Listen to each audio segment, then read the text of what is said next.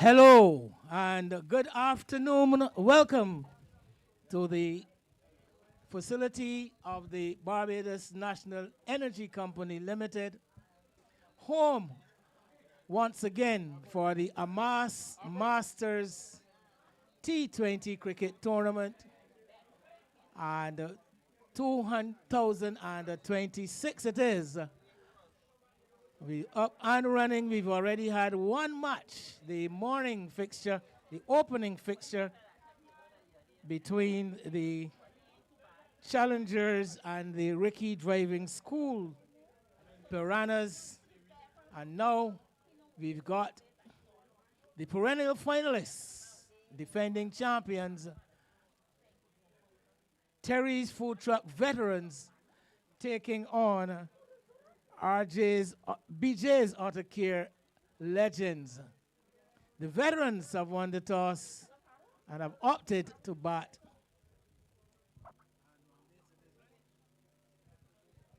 Ron Bates and Jeffrey LaFond, the opening pair for the veterans. Bates on the threshold of a milestone, the leading scorer in the tournament over its previous 5 editions with some 956 runs, approaching the 1,000 run mark.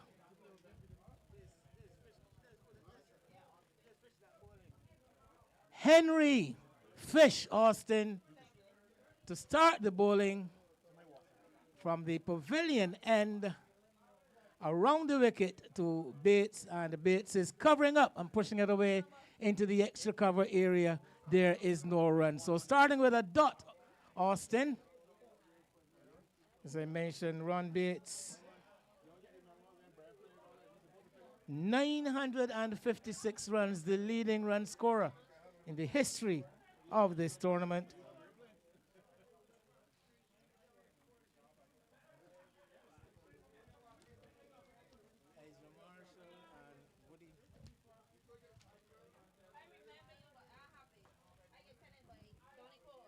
First runs for the veterans. Bates gets off the mark. They were going for the single nonetheless, but a misfield allowed for a second run. So 2 without loss after 2 deliveries. Ron Bates up and running. The teams for the day. I'll start with the Legends team led by Victor Best.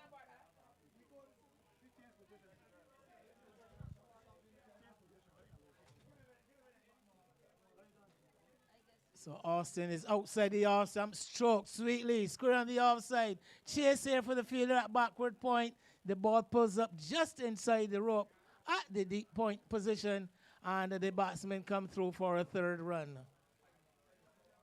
So Ron Bates playing that one away, square on the offside. Ball pitched up and weight on the back foot, finding that gap between the backward point and the cover and picking up a treble, so he moves from 2 to 5. It's 5 without loss in the first over. Victor Best, Adrian Jones, Sean Seeley, Frank Skeet, Henry Austin, Andy Payne, Ryan Durant, Owen Gibson, George Reefer, Roger Howell, and Adrian Springer. The 11 for the Legends.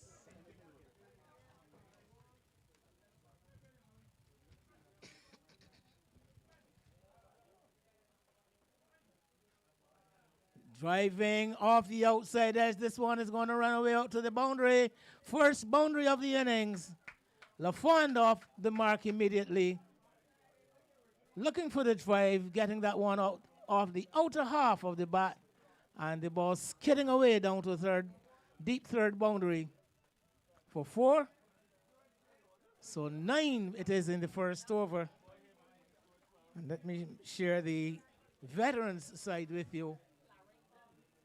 Umpires Ezra Marshall standing at the north and Adriel Woody Richard at the southern end. Another pitched up delivery driven out towards the man on the edge of the circle. At mid-on, a single to bring the total into double figures. 10 for no loss. Well, we have the opening pair of Bates and LaFond for the veterans. I'll give you the rest of the side at the completion of this delivery, which is outside the all stump, and Bates playing inside the line of the delivery, taken by keeper Andy Payne standing up. The end of the over, finishing with a dot ball, 10 without loss after the first.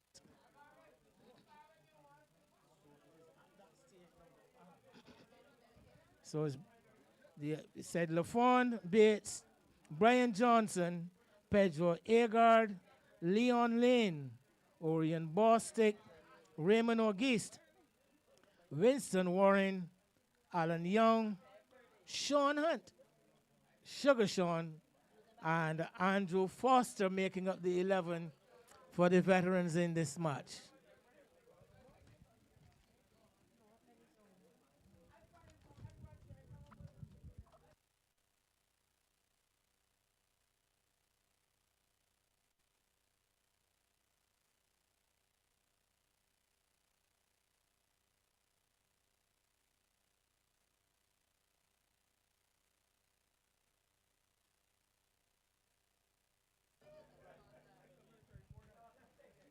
So a win for the challengers in the first match of this 2026 tournament, defeating the Piranhas, Ricky's Driving School Piranhas.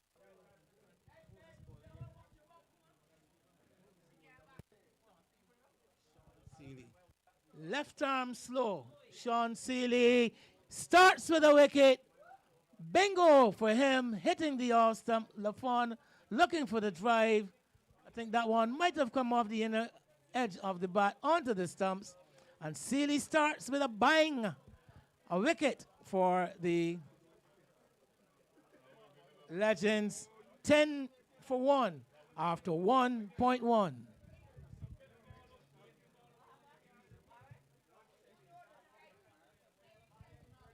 LaFond bowled by Seeley for 5.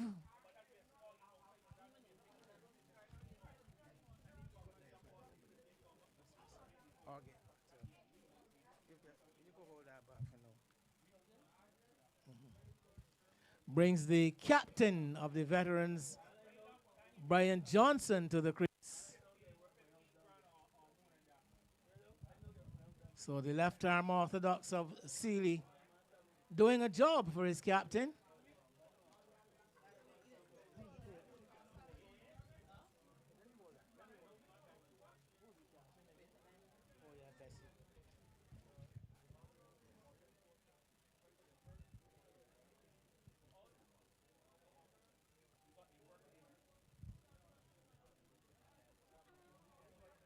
So just have a look at the field in place for the new batter, featuring the captain, best at slip. There's a man at a short third, Henry Austin, backward point, a sweeper on the cover boundary, extra cover long off, mid-on, mid-wicket, man backward of square. And this one is outside the off stump. Johnson just guides it away between those two fielders behind the bat on the outside. Frank Skeet and Henry Austin gets off the mark. It's 11 for 1.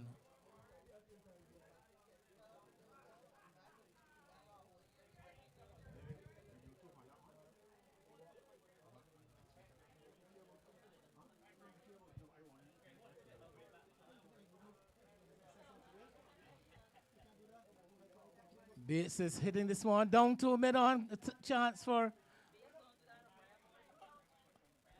some indecision in the running there between Bates and Johnson.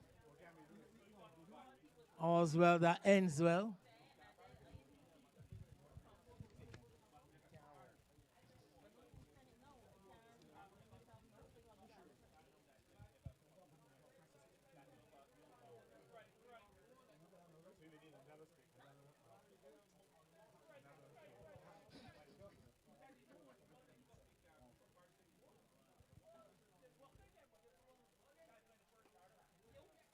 Bates is dropped. Juggled by the bowler, Seeley. Bates looking for that big drive. And the ball coming off the inner half of the bat. Mistimed, back into both hands of bowler Sean Seeley. And he did a juggling act as if he was in the circus. And ended up by putting it onto the turf. How dearly will the Legends have to pay for that? Time will tell.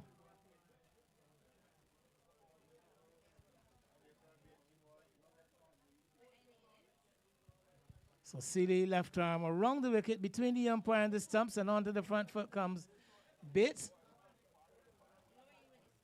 Total defense, bat and pad close together, pushing the ball away square on the outside. All the fielders on the offside, particularly from shorter to the square cover, all at the edge of the circle. Bates goes high, out towards the fielder at long off, who takes the catch, judges it well.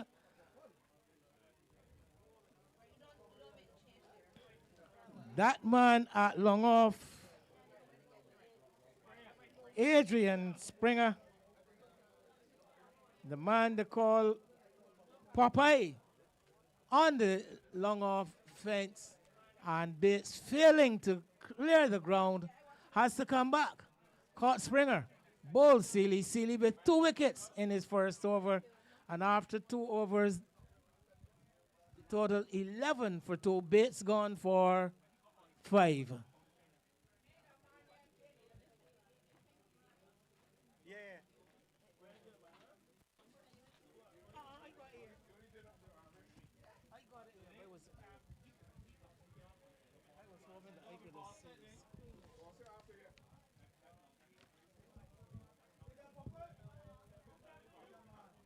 So excellent stuff here from Sean Seeley, the left-arm orthodox spinner, dismissing both openers for the veterans in his first over.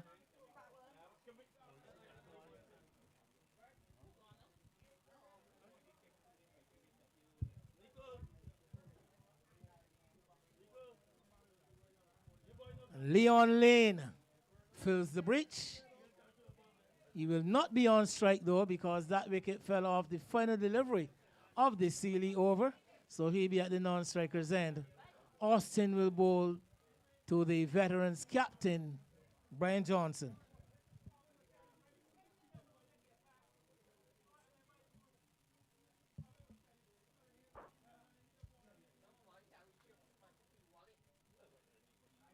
And starts with a good delivery, Austin. Well played, though, by Johnson, looking for that Yorker. Johnson coming down on it, opening the face of the bat. And again, rotation in the strike. So Leon Lane will come in strike for his first delivery.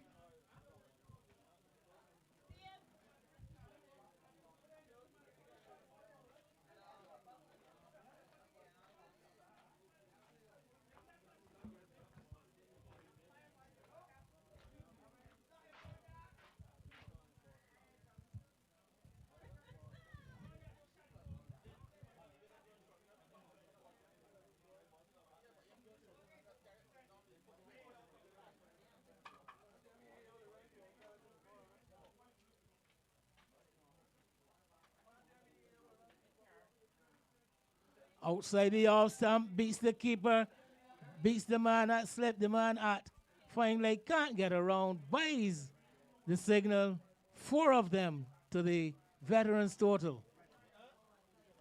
Delivery angling across the right-handed batsman, Austin bowling right arm around the wicket and eluding the gloves of wicketkeeper Payne, who has opted to go back after standing up for the previous deliveries from Austin. He's now gone back, standing back for Austin. So 4 to the extras. Total goes up to 16. Another full-length delivery driven up towards the captain there at extra cover, doing a good job getting everything behind it.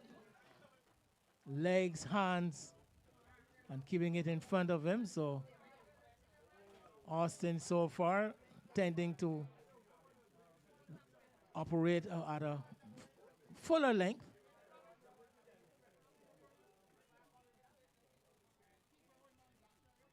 And he's on the pass this time. Delivery quite straight, turned away square, straight to the man there at backward square. Looks like Frank Skeet there.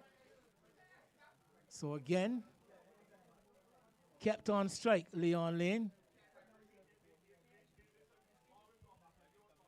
Powerful player, Leon Lane, known for striking the ball fairly fiercely.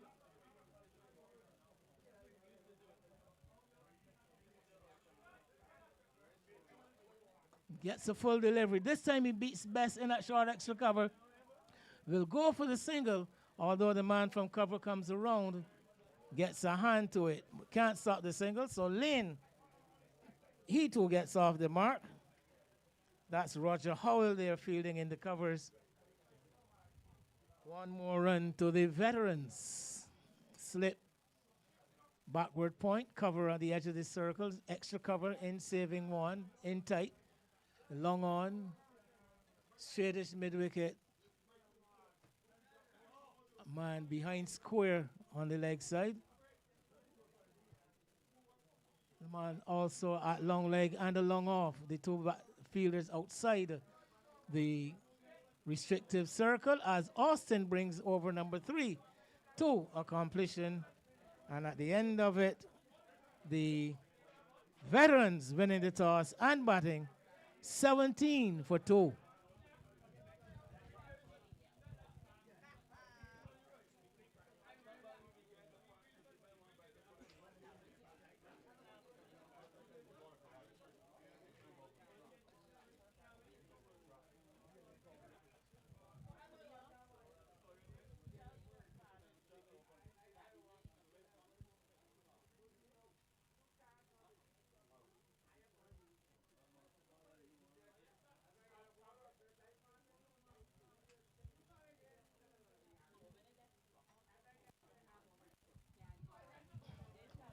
So Lane will face up to man, the man with the golden arm in Sean Seeley.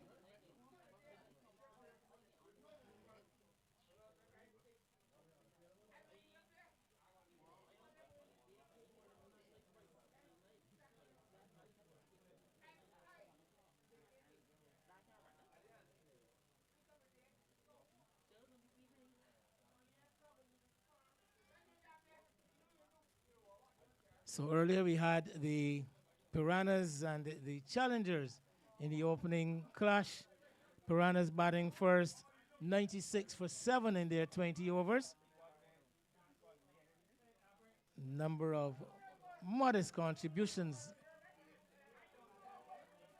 As delivery outside the all stump, looking to crash it away through the outside field is Lane playing over the top of the delivery, ball staying down a bit. So did the keeper. So we had some double-figure contributions from Julian Boyce, 14. Sean Hines, 10. Stephen Howell got 12. A top score of 17, not out from Hayden Archer. Wide is the next delivery. Wide outside the all-stump.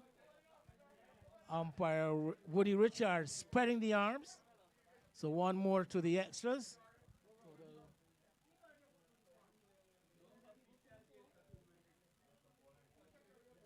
Again, Seeley continues to be tight, very effective so far. And in the bowling for the Challengers, 3 wickets to William Lashley, 3 for 12 from his 4 overs. Stroked up to cover, fielded there by George Reefer, it is. An extra cover. 2 wickets for 14 runs to Ainsley Jordan. The mystery spinner, driven hard, powerfully, down to long off, a long one to Lane. And then in their turn at the wicket, the Challengers, 97 for 4, getting up to victory of the second delivery of the 19th over.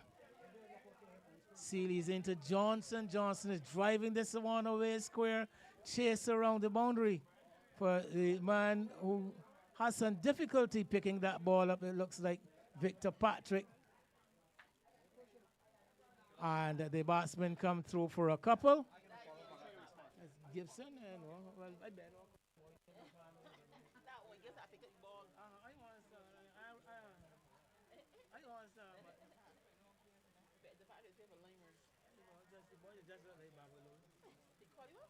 Babalui. 21 for 2 after 4, though. The veterans winning the toss and batting.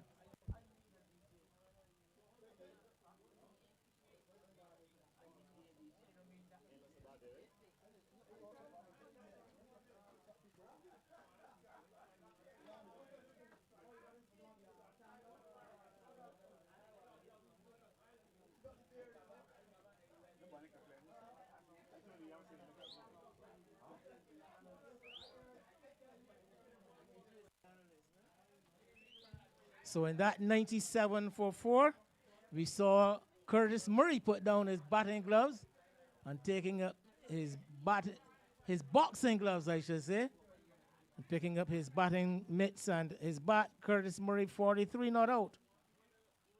And Troy Toppin, 33 not out, steering the challengers to a comfortable victory after they had been in some problems with 4 wickets down for 14 runs and an unbeaten 83-run stand saw them through to what some would call an upset. The Piranhas on paper looks a rather formidable team.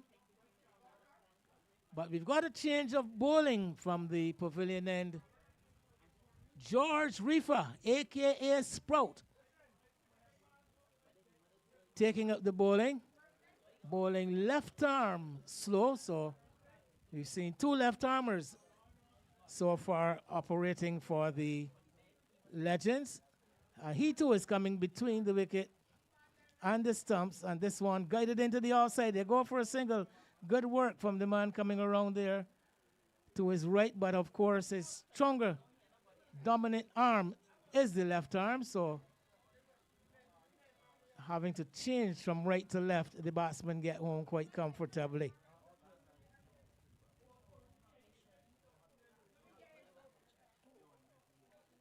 So 1 to Lane.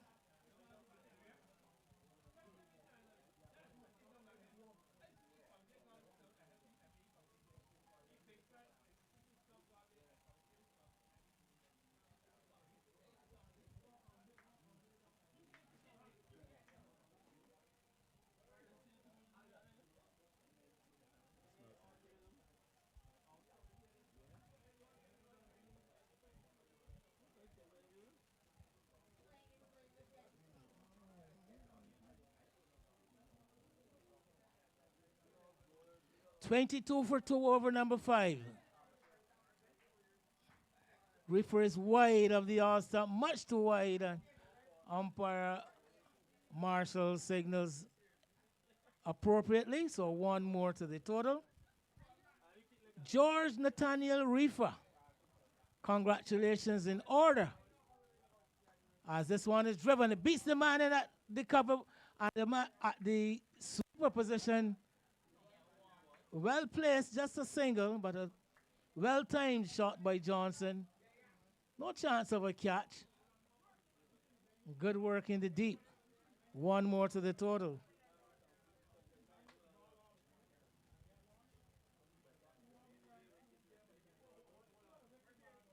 Another wide delivery from Reefer, getting his radar somewhat askew. But Reefer recently inducted into the Hall of Fame by Cricket Scotland for his contribution to that country's cricket history. Picked up, thrown at the stumps. Again, generous bounce for Springer.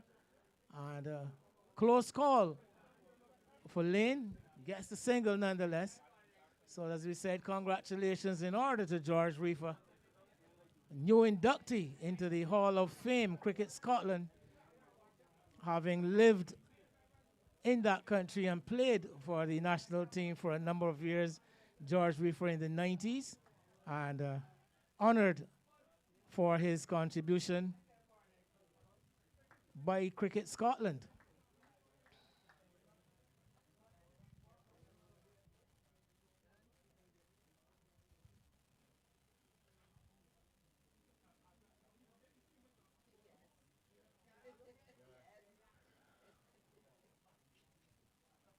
Guided expertly by Johnson. Comfortable couple of runs to him. Over number 5 comes to an end. 28 for 2.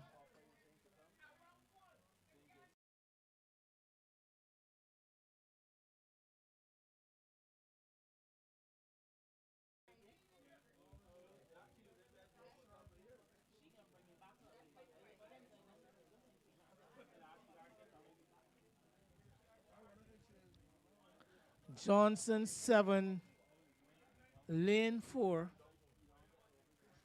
As we start the 6 over, the final of the power play.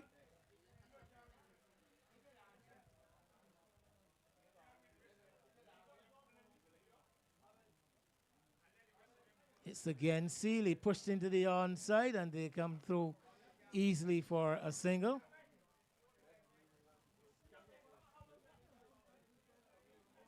Fairly measured approach by this pair. Just prepared to work the ball around, losing the 2 openers quite early. As a matter of fact, losing both openers in the second over of the innings. So operating on a rebuilding of the innings as the keeper Andy Payne helps with the stationing the field. A good delivery again on target from Seeley. He's attacked the stumps and he's been generally on quite a good length, nagging bowling from the left arm spinner.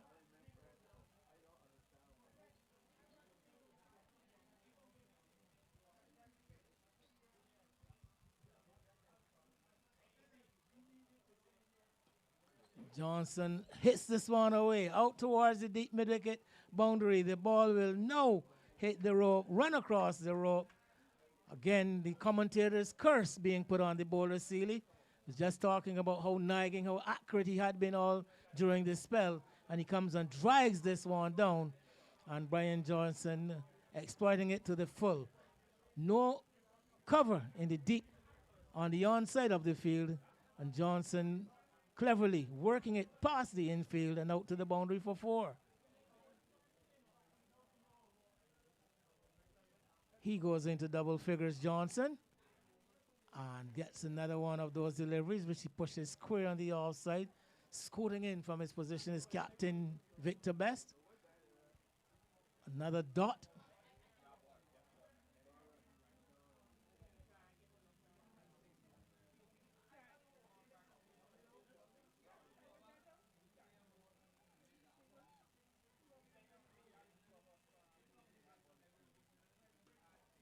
Playing it off the back foot, slapping it into the down into the deep. Gibson manages to keep it in front of him, not picking up on the first attempt, but it was always going to be 2 runs. Good runners between the wicket, this pair, Johnson and Lane.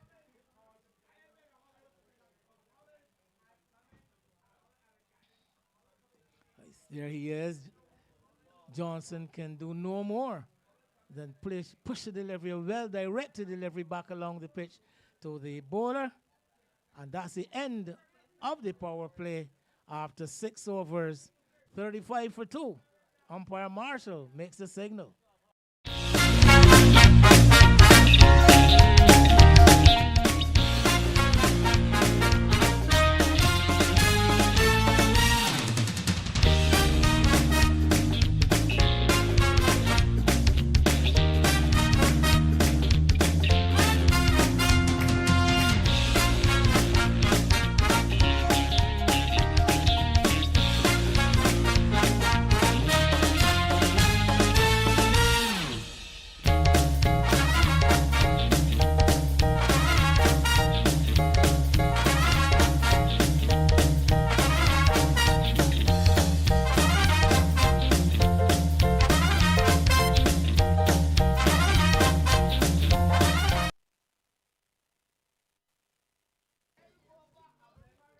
Welcome back to the Woodbourne ground, BNECL.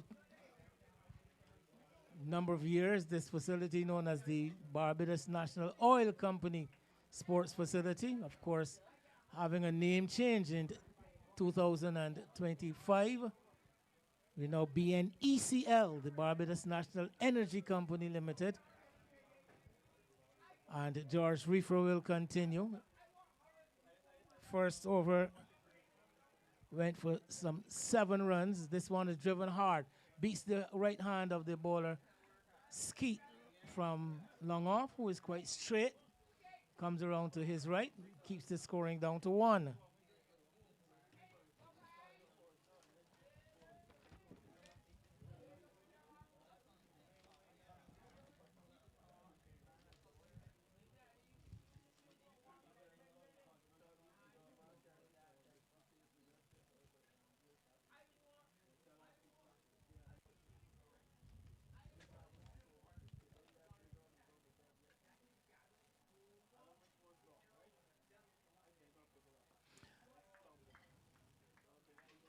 Showing respect to a good delivery this time, Johnson.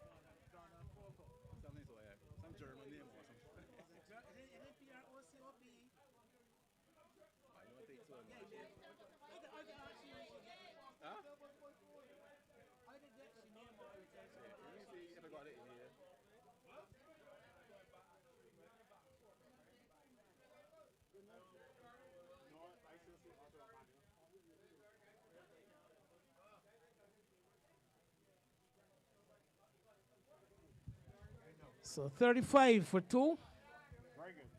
38 for 2 after 7 overs, and Sealy to complete his stint.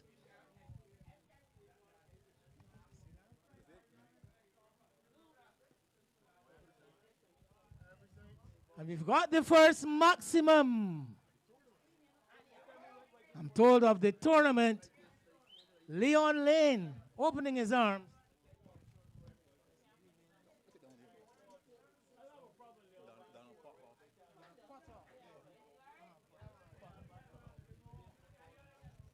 So Lane going all the way out of the ground and picks up a maximum.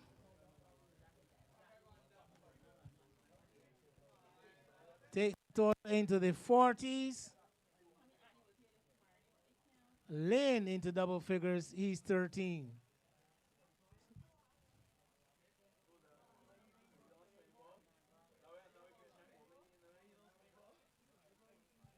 So that one gone over on the other side of the roadway.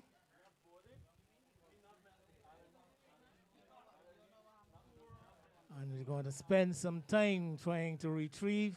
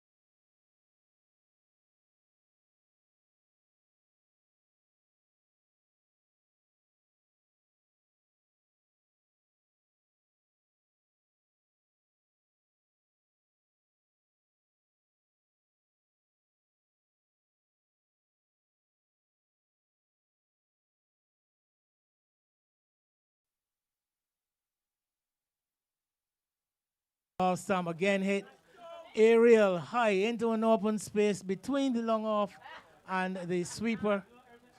Safe shot. Picks up another couple of runs for Leon Lane and the veterans.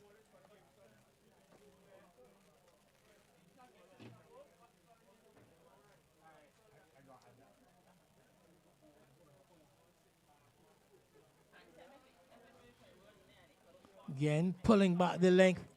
This time, Seeley produces a dot. Here he comes. He's down the leg side.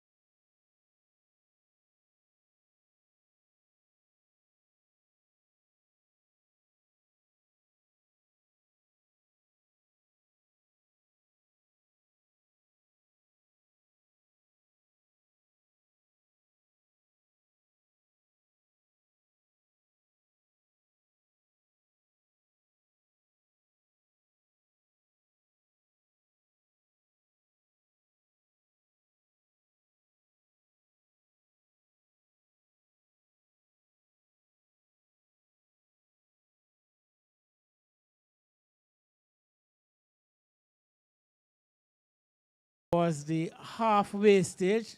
This is the 10th over.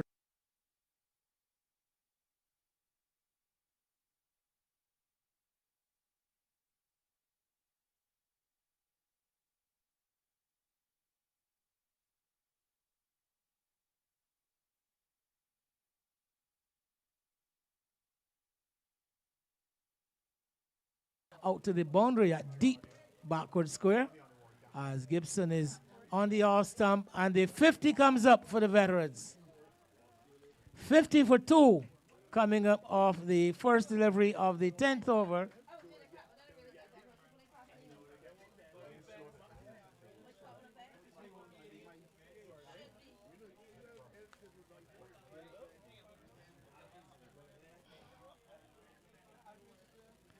Johnson 15, Lane on 18 comes on strike.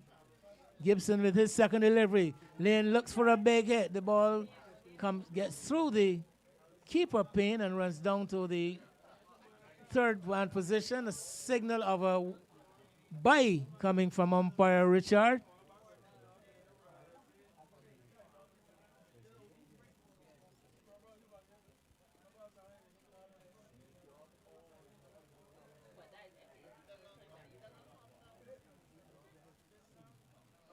Johnson gives it everything, throws the kitchen sink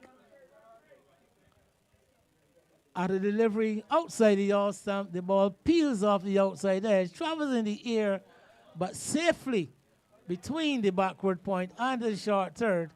And the ball pulling up inside the boundary at the deep third for the batsman to come back for a couple.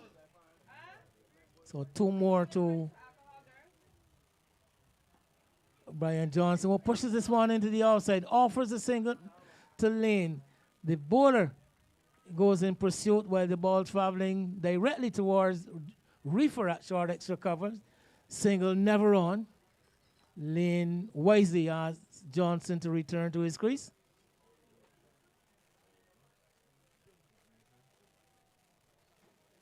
Again, outside the all stump again.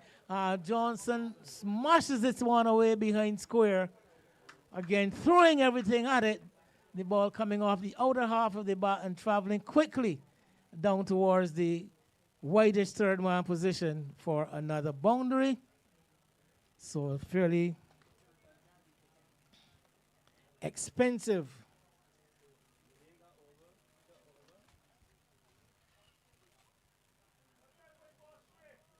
One delivery left, 7 runs in the over so far.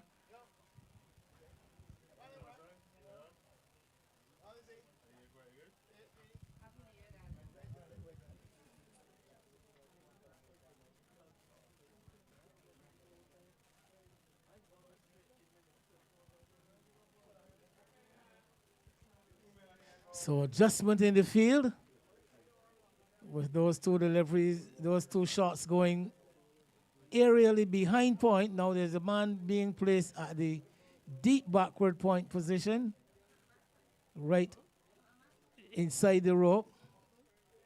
Strengthening of that offside as this delivery is again outside the awesome. Johnson is driving and driving well into the gap, down to the boundary for 4. Authoritatively driven by Brian Johnson to bring that over to the end of the 10th over. And Johnson moves his personal total to 21. And at the end of the 10th over, the veterans 61 for 2. As we take a break, strategic timeout.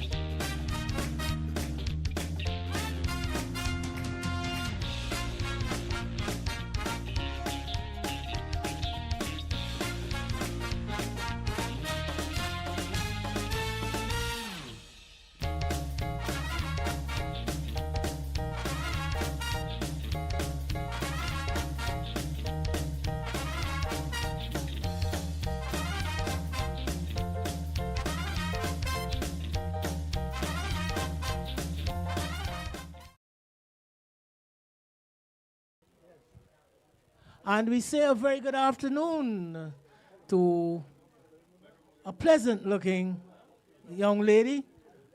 The competition is for over 50s.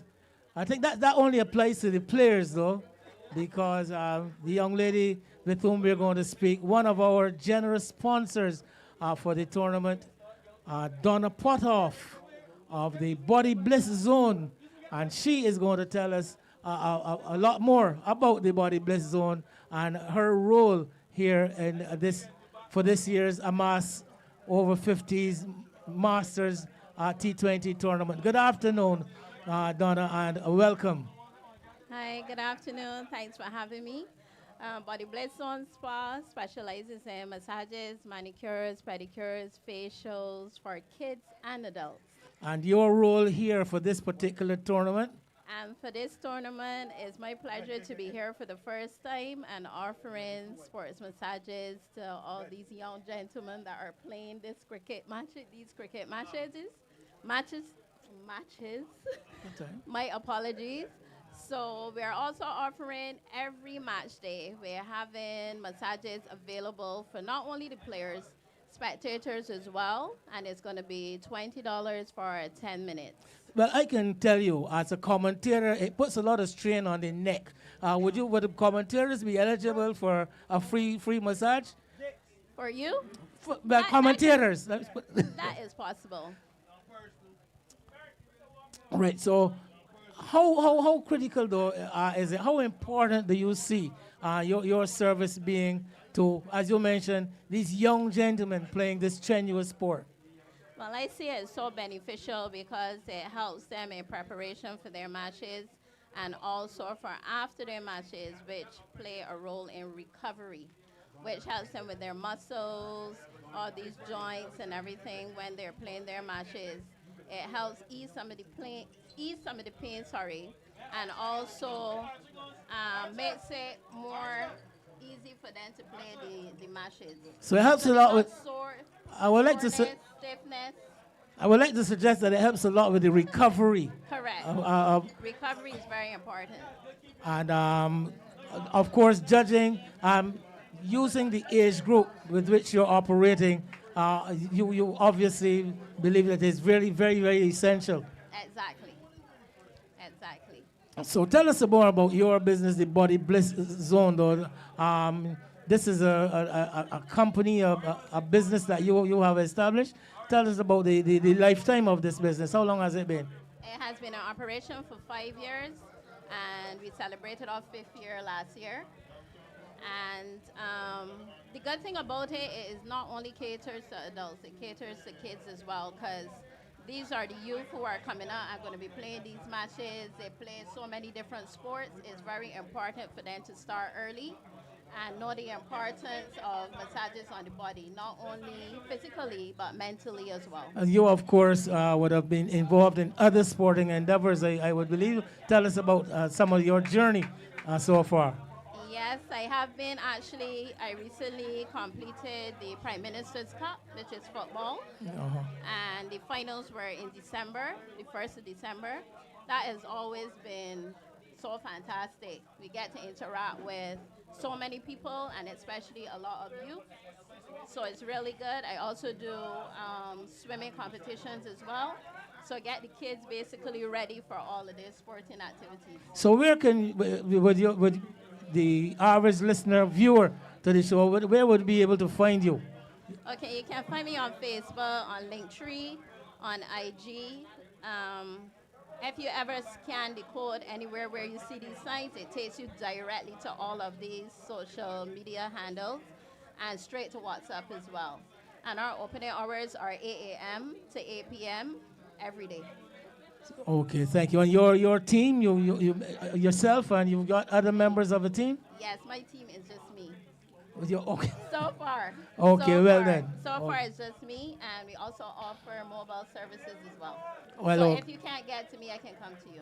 Well, the action has started back in the middle, and you're going to be here for the entire tournament, I believe. Yes, please. And we can always get to speak to you again. So welcome to the AMAAS over the Masters tournament, and we look forward to much more interaction. Thank And you I'll so get much. some, and I'll get a little massage for this stress on my neck. Yes, please. Thank you very much, Donna. Thank you. Donna Potoff, Body Bliss Zone.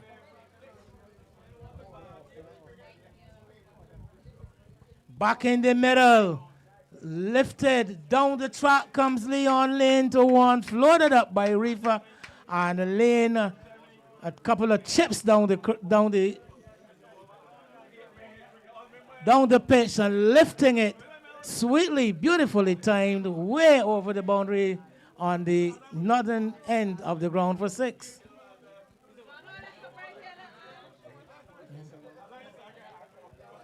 Yeah, but no one. 70 for two at the end of the 11th over, and Leon Lane now beginning to warm to his task. A couple of sixes.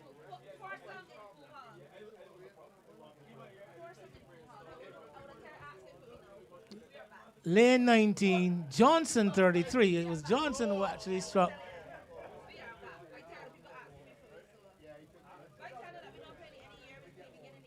$70 for two after 11.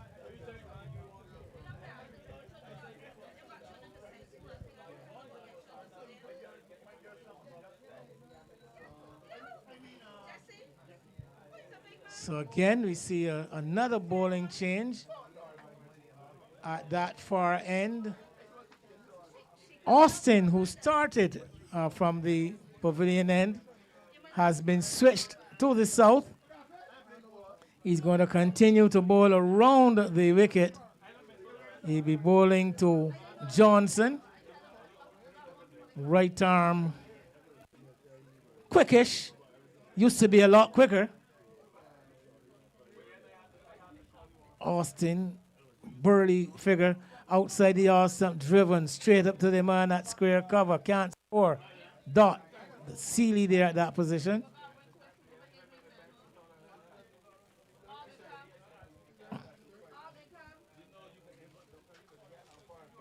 So Automotive Care in Green Hill, St. Michael. Jalan's Creations, floral arrangements and fruit baskets. Ricky's Driving School, driving and freighting services. Bubba Sports Bar in Hastings Main Road. Terry's Food Truck, providing sumptuous meals as Austin is again bowling full on the awesome beast. Reefer ball bursting through his hands there, Reefer at extra cover, and long off fielder, Springer having to come around. Johnson picks up another 2 runs. So we've got Terry's Food Truck providing sumptuous meals, Worthing Main Road and Savvy on the Bay Street. Body Bliss Zone, we just spoke to Donna Potoff. Rediscover or revitalize you outside the yard stump. Johnson seems to have perfected that shot. A lofted square drive backward of point for the 3rd time. He's gotten it into that area, and this time it rushes across the rope for 4.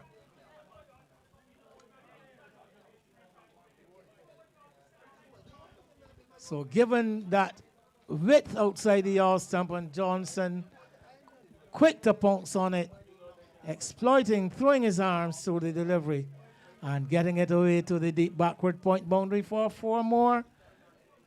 In fact, his 3rd boundary, his 3rd 4, in fact, along with a 6th.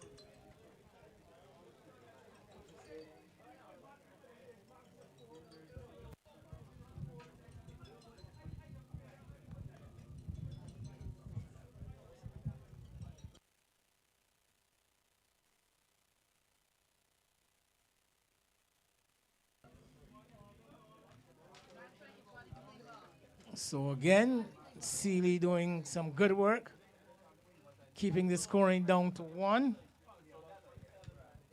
Brings Lane back on strike. Retakes his guard as Austin believe probably facing up to Austin for the first time this innings. Just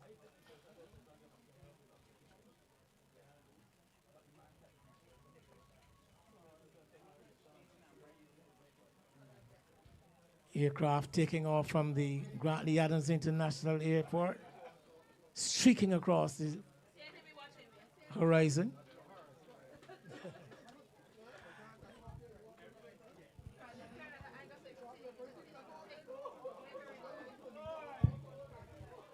So Johnson keeping Lane quiet this time.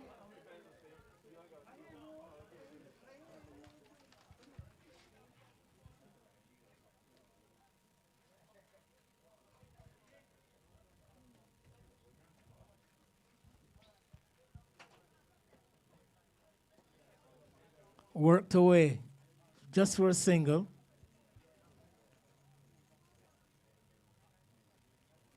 The end of the Austin over. The end of the 12th. The veterans 79 for 2. Cricket fans, get ready. The Masters are back and AMAAS Sporting Services is bringing you the only over 50s and over 60s tournament in Barbados. Their battle to the finals in St. Vincent in 2024, they lifted the Tobago Fiesta Trophy in 2025, and now history continues. January 10th, 2026, 6 thrilling weeks of cricket kicks off. 6 over 50 teams, 2 over 60 teams, 1 massive AMAAS Masters tournament. Then in February, the world comes to Barbados, Wales and Denmark. Face our Masters right here at home. AMAAS Sporting Services, encouraging the game from inception, where passion never retires.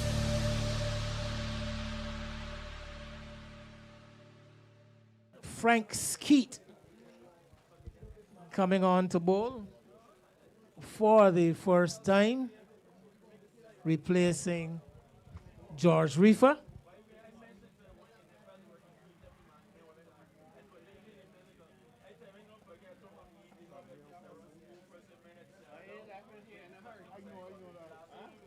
Reefer 4 overs for 21 runs.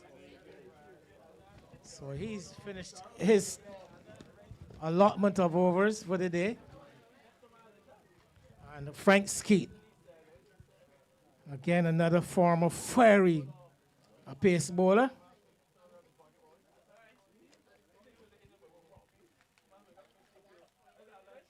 Right arm over the wicket, struck on the pad. Loud appeal, confident appeal, and after some hesitation, umpire Marshall agrees with the fielders. Lane struck in front, leg before wicket, Skeet strikes immediately. It is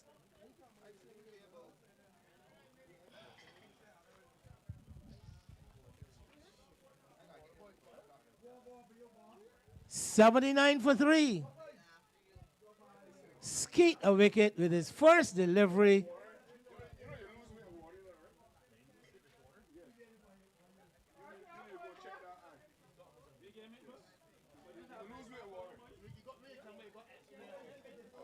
Lane gone for 21.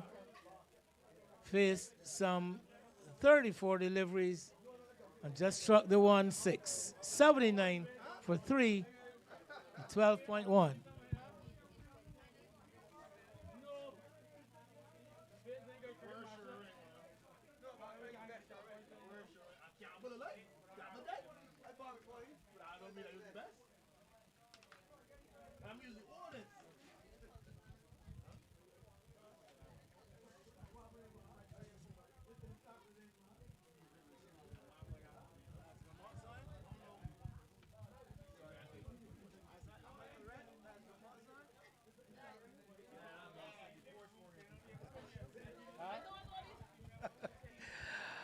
So Orion Bostic.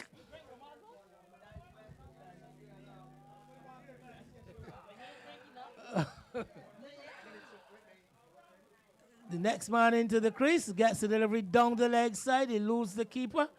I think The batsmen come for one wide, so 2 runs to the total. Straying down the leg side that time, Skeet. And wicket keeper Payne standing up to the wicket.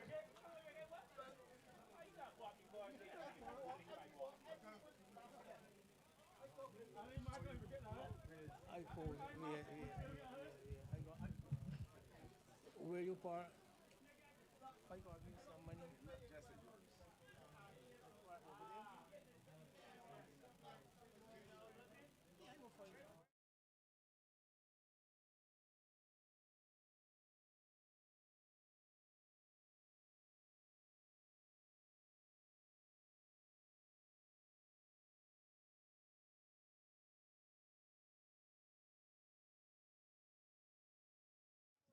So Bostic settles again, waits for Skeet and gets the delivery stricken on the pad, looking to pull it away to the onside, gets one more run to the total. This time it's a leg by. So Bostic still to get off the mark. Brings Brian Johnson back on strike. Johnson on 40. One of the leading scorers throughout the history of the competition, Brian Johnson. And gets a pitch to delivery, driving powerfully. The man at long off. Victor Best can only watch as this ball races across the rope.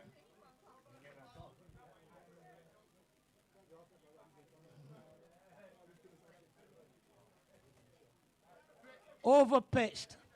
Brian Johnson, who was certainly warm to his task now. Just the engine really purring.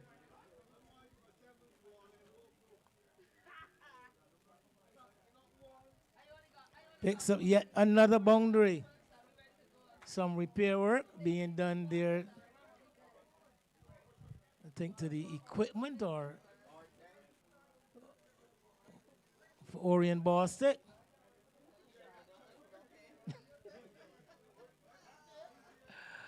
Skeet is in again to bowl to Johnson. And this time one on the stumps. Working it away into the onside. Brian Johnson showing his intent.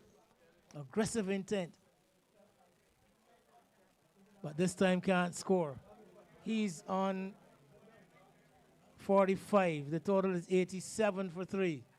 We are into over number 13. Final delivery. And Johnson losing his shape, looking for power, and somewhat losing his shape. And an ugly looking shot, one of the few blemishes on his innings so far, drags it down to long on, will retain the strike at the start of the next over, which will be the 14th. 88 for 3 from 13 veterans.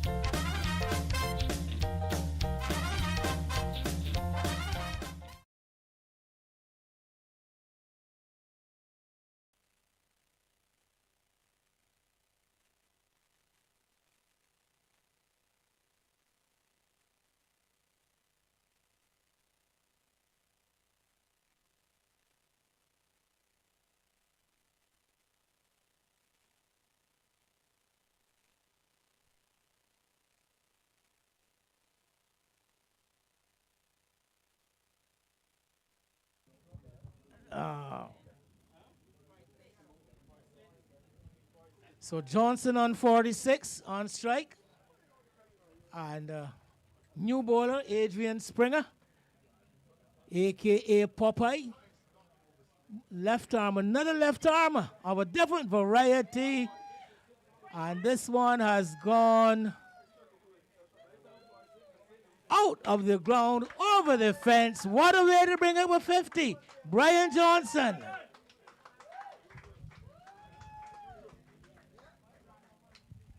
Johnson with his second six, along with 5 fours, 52 not out. Coming off some 33 balls. Again, I mentioned 5 fours, and that was his second maximum. That one, Johnson welcoming Agent Springer to the attack, to the 2026 tournament.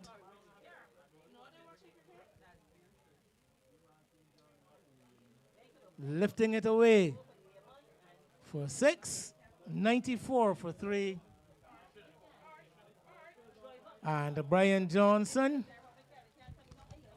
before this season's tournament, 685 runs with a highest score of 72 not out and an average of 42.81. So he has started his 2026 season in fine style. Just to run through a few more of our sponsors. I think we had gotten down to the Body Bliss Zone. You've got the Bark Inc., Barbados Association of Retired Persons. Keep in Touch Inc. for your packaging and automotive needs. Let's keep in touch. Webster Industrial Park. Premier World Cargo Inc. Don't base your cargo on good luck. Base it on good logistics. It's situated at Sandgate House in Fontebelle. Barbados National Energy Company Limited, powering the future. Tamarind of the Islands, located at Sky Mall and the Quayside. Inventory Management Solutions Inc. Count on us. Over 20 years and counting. Williams Industries Incorporated, Cane Garden, St. Thomas. The National Sports Council. C.O. Williams Construction Limited, moving the earth to please, from our headquarters at Lears in St. Michael. And of course, last but by no means least, AMAAS Sporting Services, planning your sporting events, and the proud and accomplished organizers of this, the AMAAS Masters Cricket Tournament. The teams playing for a first prize of 2,000 Barbados dollars. Of course, the individual members presented with gold medals, and the team to win the Champion Shield. The runners-up collect $1,500, and the third place prize is 500 Barbados. Individual prizes for the over 50s include the batsman with the most runs, the bowler with the most wickets, wicket keeper with the most dismissals, fielder with the most catches, the player of the finals, and the MVP, the player of the tournament.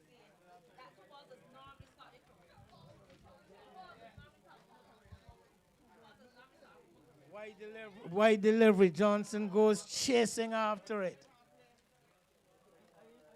Not gloved cleanly by the keeper.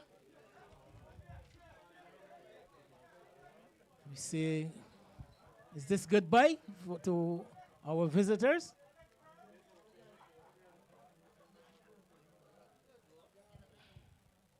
Of course, we can't forget the Masters over 60s, 2 best of 3 challenge between the Gladiators and the Warriors. They will come into the action probably next weekend. A first prize of a shield and $500 in cash, gold medals to the winners, and an MVP player of the tournament. He will also get a special prize. as Springer aborts his run. I think the third of the left arm slow bowlers we've seen so far. Adrian Springer round the wicket, and he's getting this one wide. Very, very wide. Goes chasing after it. Bostic could very well have been deemed a wide by the umpire had he not made contact. Instead, they get a dot. Springer gets away with that delivery. And again, he's floating this one up outside the yard stump. Fairly wide again. And Bostic not timing it, looking for that drive. So Bostic and Springer, teammates at the club mates at the Wildy Club, normal domestic competitions. Down the leg side, whipped away by Bostic. Not clearing the rope. I think the batsman had taken it for granted that that ball was going to run across the rope at deep backward square. Instead, the ball pulling up inside the boundary, and the Bostic having to scamper across for a second run. So Orion Bostic,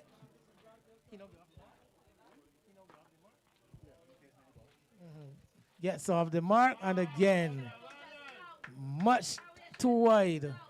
I think he's deliberately trying to bowl an outside the off stump line Springer, but getting it much too wide, as he's coming a lot straighter this time, and actually a dot because the ball goes straight to the fielder in at mid-wicket. And at the end of that over, that being the 14th, 99 for 3.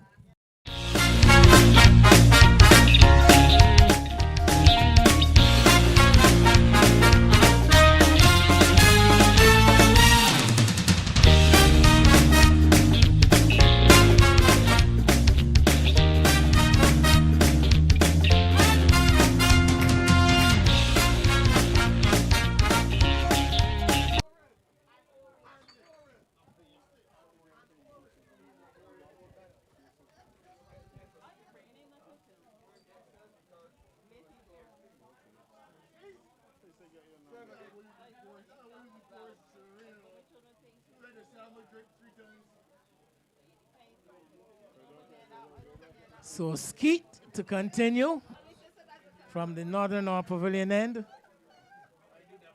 Captain Best still trying to marshal his troops from way in the deep at long off. Skeet, fairly straight approach to the wicket. And this one tugged down towards the straightish mid-on position by Johnson onto the back foot, getting a bit more, too much right hand into the shot. Picks up a single and jogs down to the non-striker's end. Brings up the 100 though for the veterans. 100 for 3. As Bostic is pushing this one away into the covers and immediately calling through his captain for the single. Easily taken. So Bostic needs to have some running repairs, it seems. He's going to change his shoes. So the 100 coming up in this, the 15th over for the veterans who won the toss and elected to bat. Lovely cricketing conditions here at Woodbourne. Bit of a breeze coming from the southeastern side of the ground. Some cloud cover, but nothing threatening. And the light very, very good. Could generally have been a fairly warm evening, but I think that breeze and that cloud cover has made it a lot more pleasant for the players out there in the middle. This commentary coming to you compliments Flash Drive Media. And anything cricket, let's talk.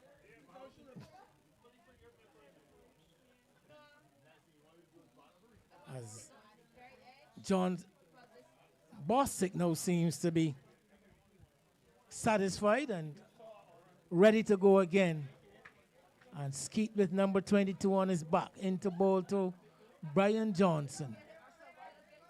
And Johnson is hitting this one. It's traveling in the air for a while, but falling well before the fielder at long on, Adrian Springer, is able to come around and come in to collect. Yeah.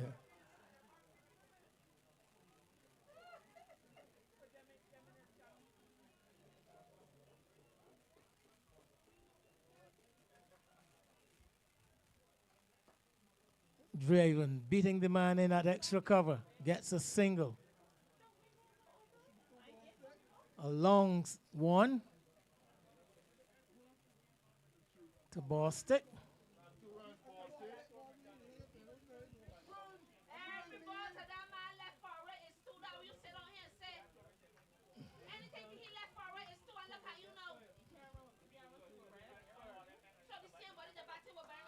Johnson is lifting this one over the head of that fielder. So again, the same fielder, but this time Johnson choosing the aerial route over the head of Sean Seeley there at extra cover. The result the same, another single.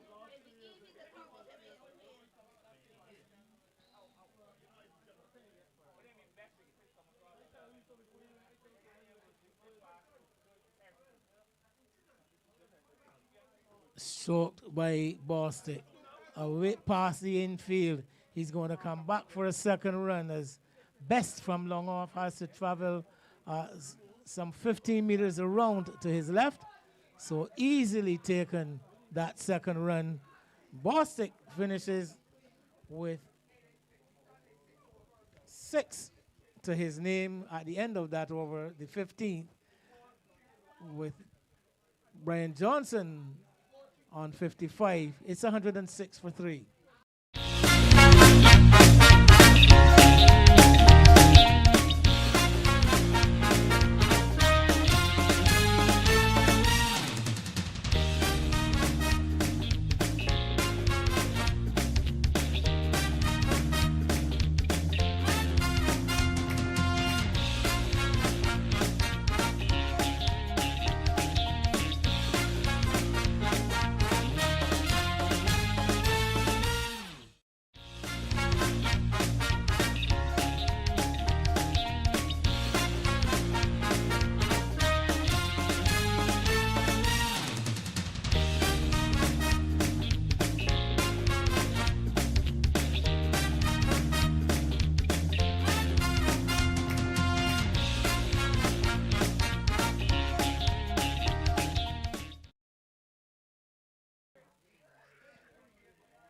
Brian Johnson sets down for the drive, goes for a big swing, misses that big swing, and although wicketkeeper Payne stands in front of us, we can tell that the stumps have been disturbed because Johnson turns and heads towards the pavilion, the end of what has been a very, very useful innings for his team, bowled by Adrian Springer for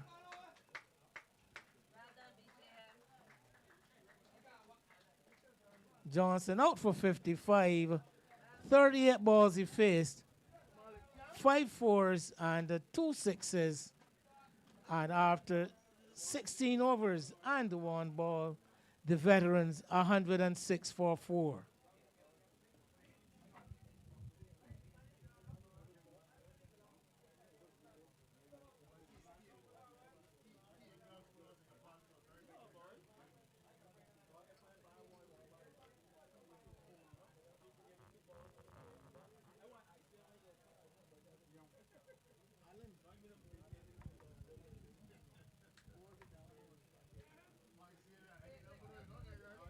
So 106 for 4 at 106 for 4.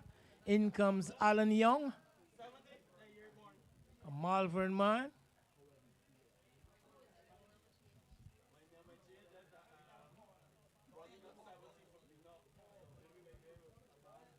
So field a bit more enterprise in the field setting for the new batsman.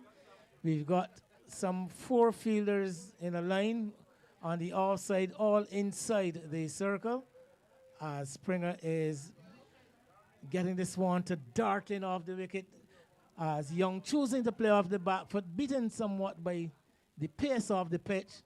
The ball angling down the leg side. No chance of a leg before wicket. So we've got a short third, backward point, cover, and extra cover, all within the circle on the offside, as this one is hit out towards best. It is there at extra cover at the edge of the circle, and the batsman come through for one quite easily as Young gets off the mark. So Bostic still to find his rhythm. He's got a new partner with him. As I said, gets a full toss, driven out to cover. They're going to come back for a second run as Howell stops it initially with his foot and then has a return that eludes keeper Andy Payne. The ball striking the edge of the square and an awkward bounce taking it over the head of Payne. So what initially was just a single turns out to be 3 runs to Orion Bostic. And the veterans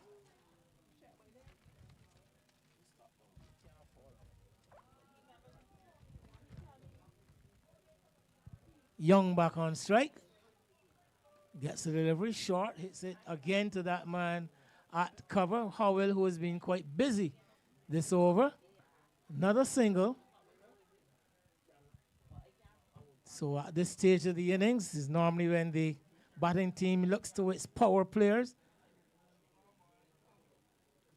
This delivery is outside the leg stump, swept away. They're going to get one. There's going to be an easy second. It'll be interesting to see whether they're going to try to go for the third, as Reefer has to make his way all the way around from deep square leg, round to short to a fine leg position.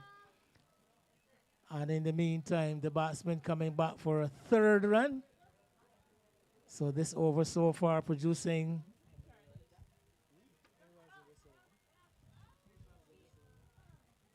some 8 runs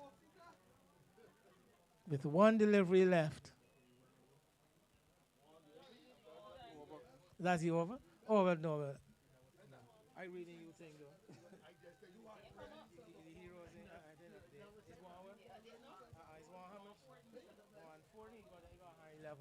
So 114 for 4 at the end of 16.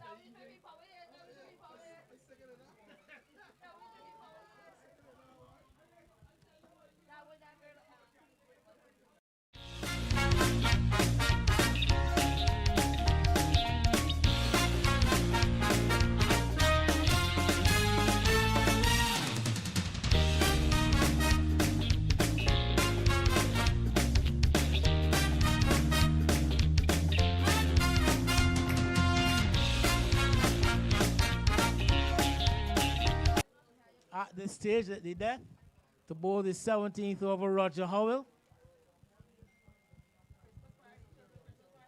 The right arm medium pacer.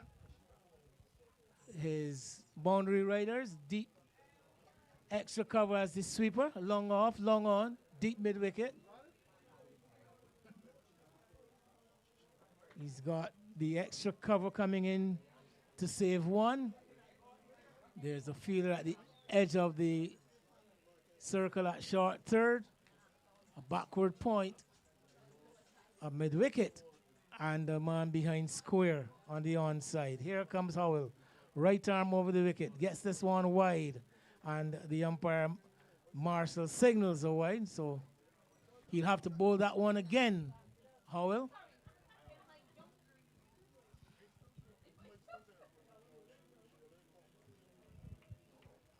Four overs remaining. We are into the death overs now for sure. As Howell is seeing this one lifted easily by Bostic. Almost nonchalant as he comes onto the front foot and just eases it over the boundary, straight back over the head of the bowler. He picks up his first maximum. The total into the 120 is 121 for 4.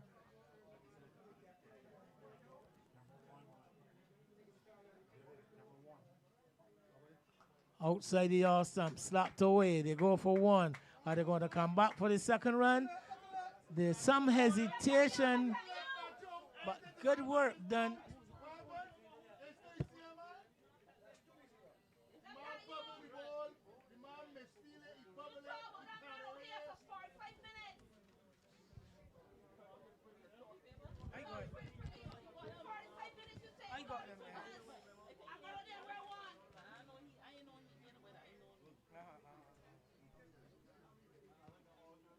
Ryan Durant, but that's Durant, you know?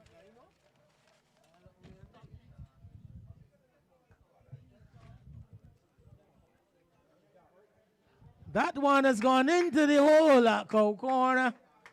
Again pitched upon the all stump, and Young just clearing the front leg, lifting it over the straightest mid-wicket position. No one at home at cow corner. There's a deep mid-wicket and there's a long on. And the ball skipping across the rope for a boundary. So runs beginning to flow here for the veterans. It's now 126 for 4.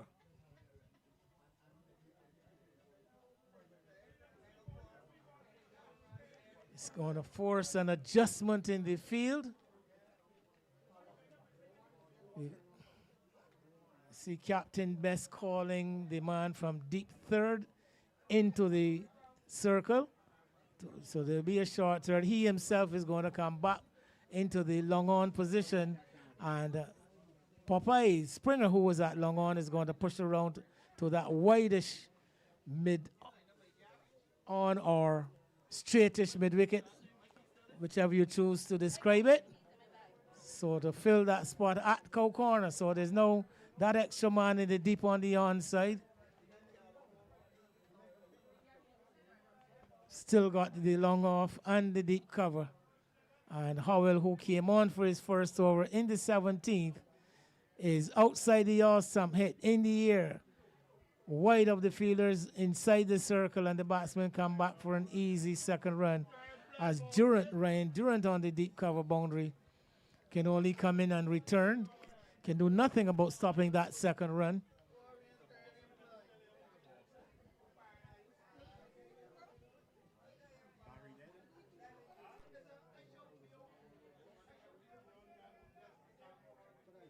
Howell again getting this one much too wide. And the Legends can ill afford these luxuries in an over that has so far cost some 15 runs.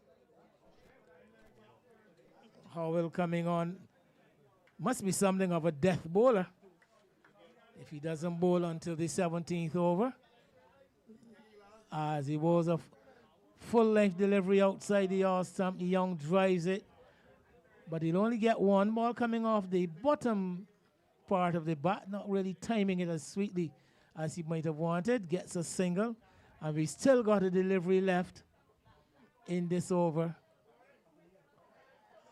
Bostic back on strike. Bostic goes off the back foot, punches it away square. They will stay on just the single, just the one run. Adrian Jones at point does the fielding, and another over comes to an end. That's the 17th. And with Bostic on 20, Young on 9, it's 131 for 4.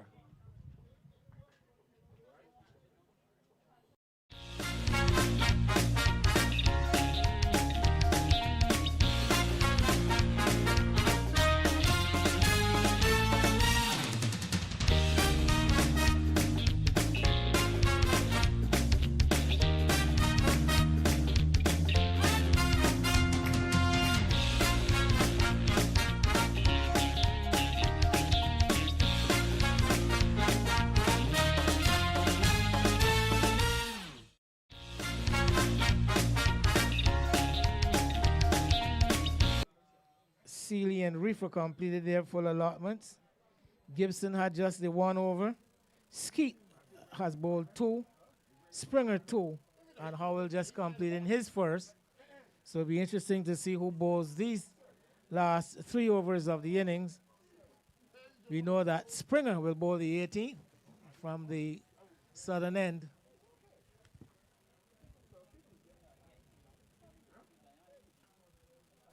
It starts with a dot. As Bostic cramped for room as he looks to force this one up to the offside.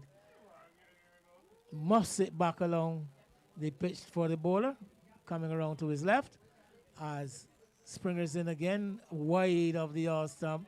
Beats the keeper too, so they're going to benefit by the wide delivery and of course the extra run taken by the batsmen.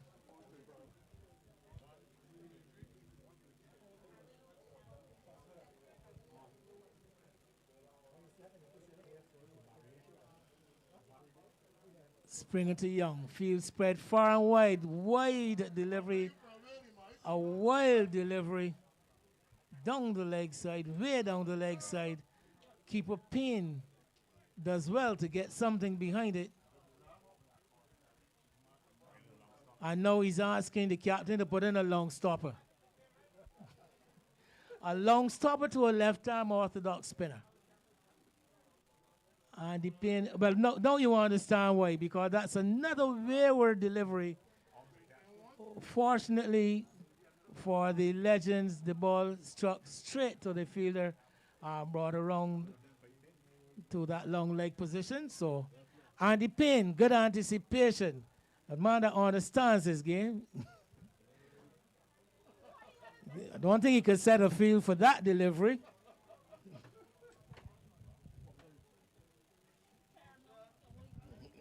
Bit all over the place here now, Springer. Under some kind of pressure, as I mentioned again, we are into that stage of the innings.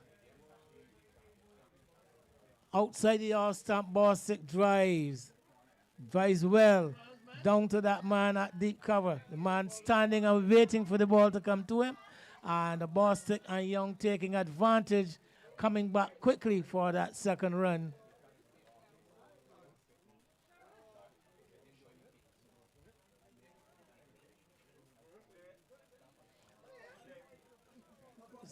Well, Springer again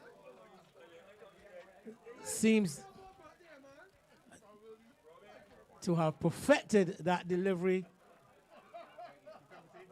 Springer looking to, I believe, keep the ball out of the hitting range of the batters, but getting it much too wide. This time he concedes just the one. Bostic tugs it down towards long off.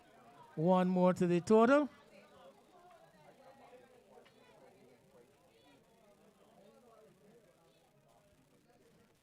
.28 runs on 2.4 overs so far from Springer. Quite expensive. A full toss, hit away, down behind point, down to the boundary for 4, asking to be hit. Something we call over here buffet bowling. Eat as much as you want. Nice juicy full toss outside the off stump. It was just a matter of where would Young choose to hit that one. And he hit it into a gap on the outside, into the boundary for 4. Now it's all the 4s, 144 for 4. Well, not quite. One delivery left.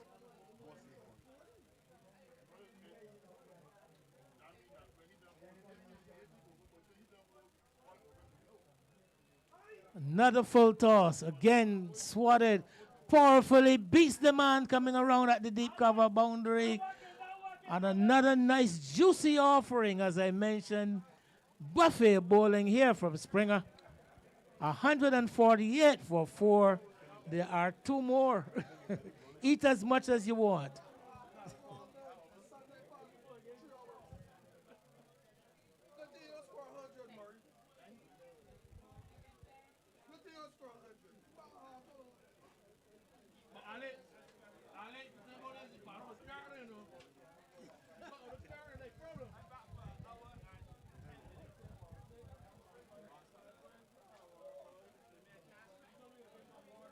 Cricket fans, get ready. The Masters are back and AMAAS Sporting Services is bringing you the only over 50s and over 60s tournament in Barbados. their battle to the finals in St. Vincent in 2024, they lifted the Tobago Fiesta Trophy in 2025, and now history continues. January 10th, 2026, 6 thrilling weeks of cricket kicks off. 6 over 50 teams, 2 over 60 teams, 1 massive AMAAS Masters Tournament. Then in February, the world comes to Barbados, Wales, and Denmark. Face our Masters right here at home. AMAAS Sport.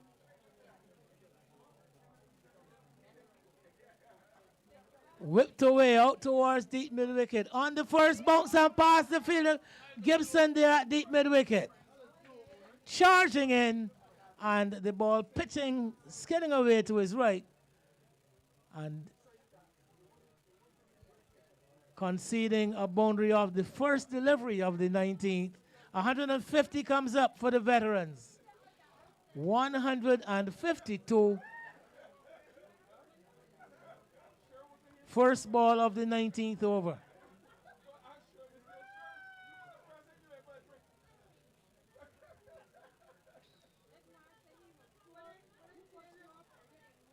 Played away quite easily. Getting a single. So 5 off the first 2 balls. Some adjustment being made to the field as, again, Captain Best brings the field around to the right, brings himself over to the onside, pushes the long on into that deep, straightish mid-wicket position as Young comes back on strike.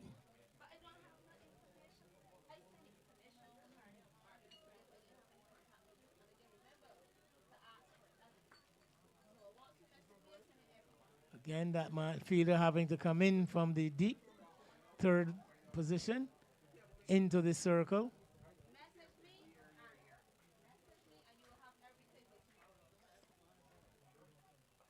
Skeet to Young, chops it away square, straight to Howell there at point. Just the single. Think the Legends will be happy to concede all singles from here. The total into the 150 to 154 for 4 now.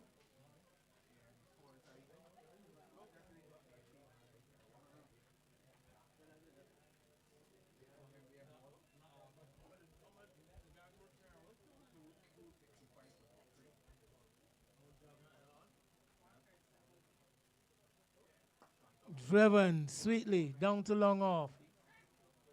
Seeley comes in. They're going to come for a second run on the throw of the fielder and get it quite comfortably.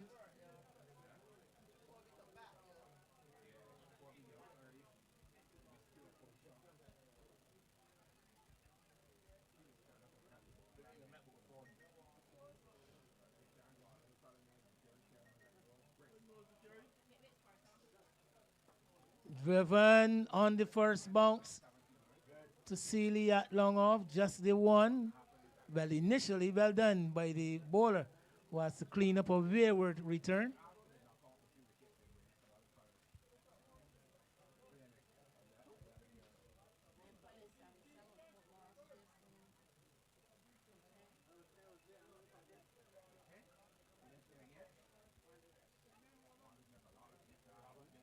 Go with bees. As we see the players on the outfield take to the ground, an indication that a swarm of bees is passing over, coming from that southern side of the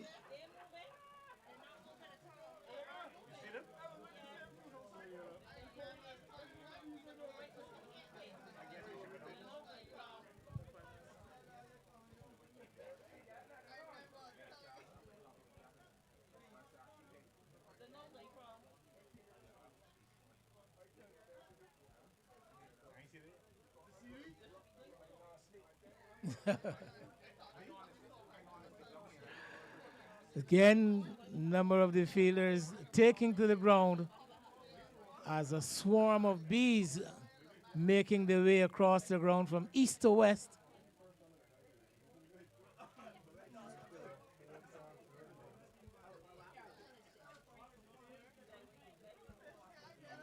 And all is well.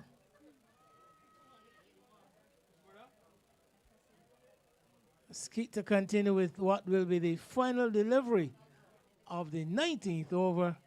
And we have Young driving it up to cover. Gets a single, have to throw at the stumps, and had he hit there, Young had given up. He had to score a direct hit there, Jones. In the end, there's an extra run picked up because the fielder on the onside having to come from way out on the mid-wicket, unable to stop the second run, and 2 conceded off that final delivery, and at the end of 19, 1 over to bowl, 159 for 4 is the score.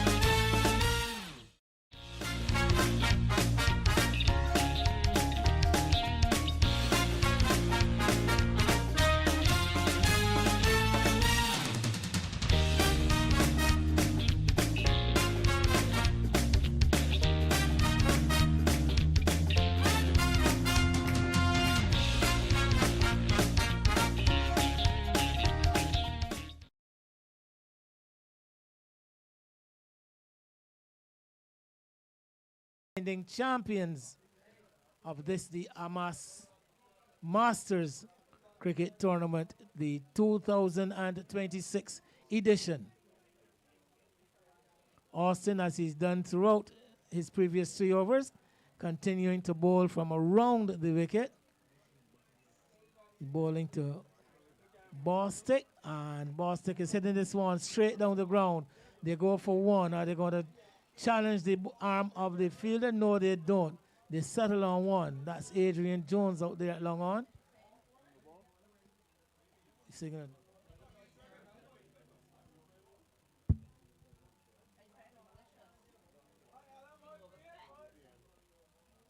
So that was in fact a no ball, as the free hit signal comes from umpire Richard at the southern end. I think it was a case of too many fielders outside of the, or not enough fielders inside the restrictive area. It's an overstep. So foot fault, no ball by Austin, transgressing that popping crease. Free hit.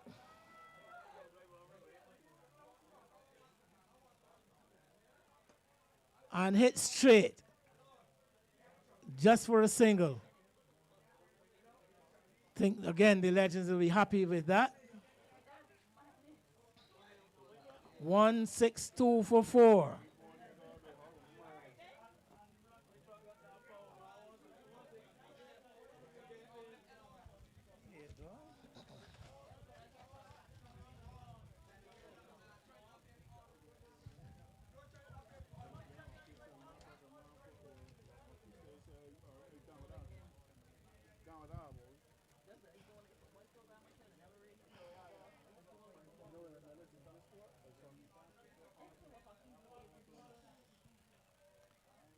Pedro Agard, Raymond O'Geese, Winston Warren, Sean Hunt, and Andrew Foster. The batters we have not had a chance to see today.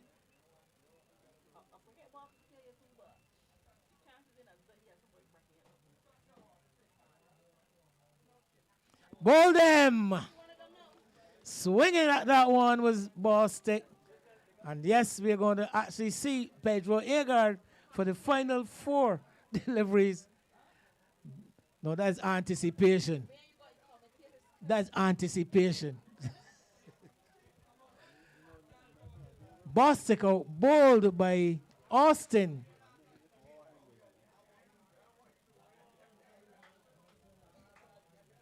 For 32 from 22 deliveries, 1-4 and 1-6.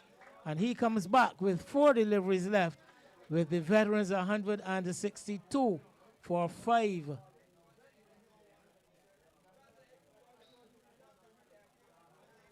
Austin with his first wicket.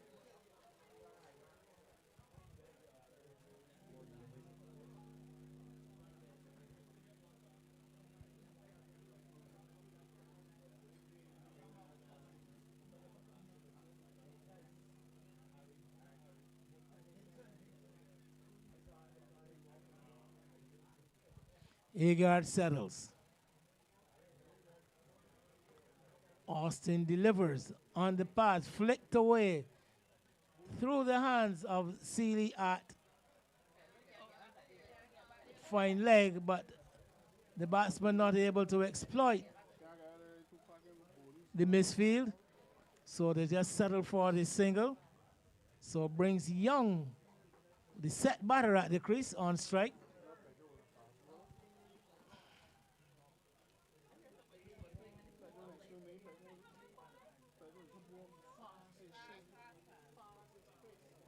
.163 for 5.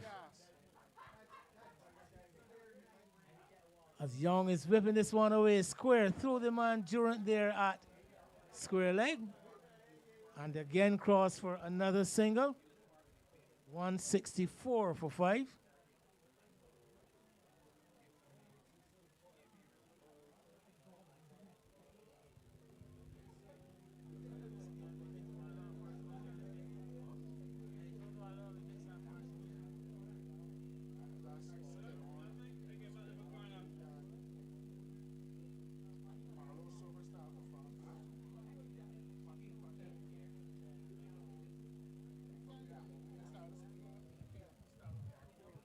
Austin to Agard and bowls him too.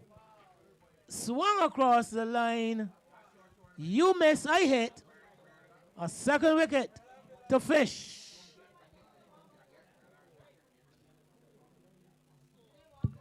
.164 for 6. So we've seen Agard. Now we'll see Winston Warren for just the one delivery.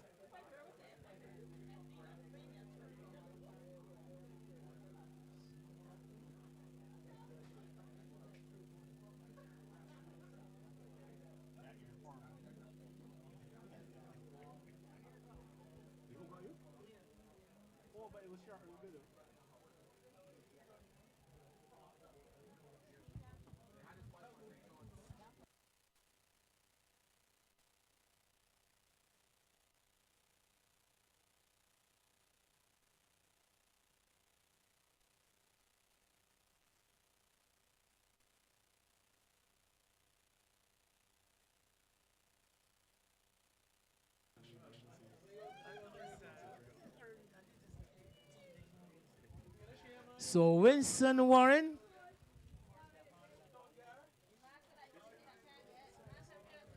a left-hander. I think the first lefty we've seen in the innings, as Austin again continuing around the wicket with what would be the final delivery. Down the leg side, a wide is the call. A single added as the batsman crossed for one as wicketkeeper Payne doesn't take cleanly. So now we've got yet another delivery to be completed. 164 for 6. 166 for 6.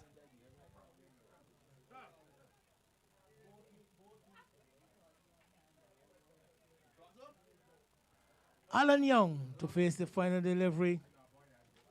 Field adjust for the right-handed batter.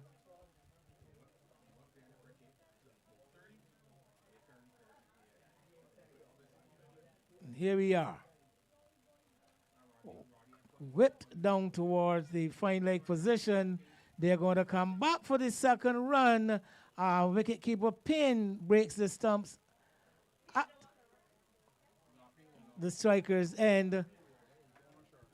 The batter seems to have made his ground, but umpire Richard at the far end signals one short. And eventually, what was it originally two is now just the one run of the final over.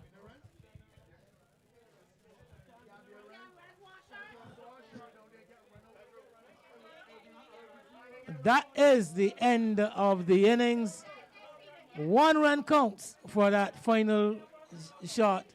And at the end of their 20 overs, the Terry's Food Truck veterans 167 for 6. Young left not out on 24 with some 3 boundaries. Warren not out, no score. And the Legends will require 168 to win when they get their innings going after the break. So once again, veterans winning the toss, 167 for 6, a top score of 55 from the captain, Brian Johnson, 32 from Orion Bostic, 24 not out from Alan Young, the main contributors. 2 wickets to Henry Austin for 29, 2 to Sean Seeley for 21, who got rid of the 2 opening bats, and a wicket apiece to Frank Skeet and Adrian Springer. We'll be back with you when the innings resumes.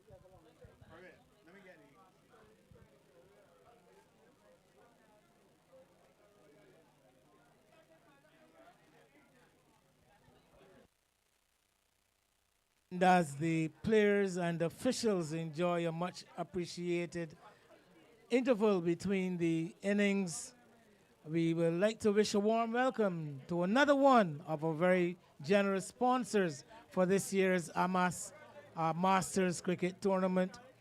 We've got Mr. Steve Allen here from the Barbados Association of Retired Persons, the CEO, the Chief Executive Officer, and this year for the first time, the BARP entering the fray as a sponsor for the tournament. Good afternoon, Mr. Allen, and welcome to the tournament, first of all. And I think it is obvious that the connection between your organization and the tournament, as it's called, the Masters Cricket Tournament. Just tell us what would have attracted you, your organization, to want to be part of this competition. Hi, good afternoon to the listeners and all those present here. I want to say, first of all, I want to say congratulations to the AMAAS Services team for celebrating 5 years of tournament. That is a very big milestone. And BARP itself actually celebrated 30 years this year as well. And therefore we know how good it is to have milestones. What we do at BARP here is we are always interested to align with persons who speak to our vision, which is we want our elders, our seniors, to age with independence, dignity, respect, and activity. And what we see here with the Masters Tournament is seniors still being active. And once you're being active, that means your brain keeps moving over. Your physical movement is constant. And we also like the fact that it's also part of socializing. Because when you reach a certain age as elders, seniors, we want you to be able to socialize. Because that helps to keep you going, right? So we saw this as a fit with our vision in terms of keeping our elders, seniors going. Would it be asking too much of everybody to ask the nature of your contribution to the tournament? Well, we are going to do two things. We are going to obviously, we want to do a BARP Day here as one of Saturdays, where we're going to offer the players and the spectators a discount on their membership. Our membership is $75 for a year. On our renewals, it's $75 a year too as well. And we want to offer that as part of the package for the sponsorship. We also offer some prizes for the winners and the special performances. Well, right now this commentary, this video is being screened across the World Wide Web, basically.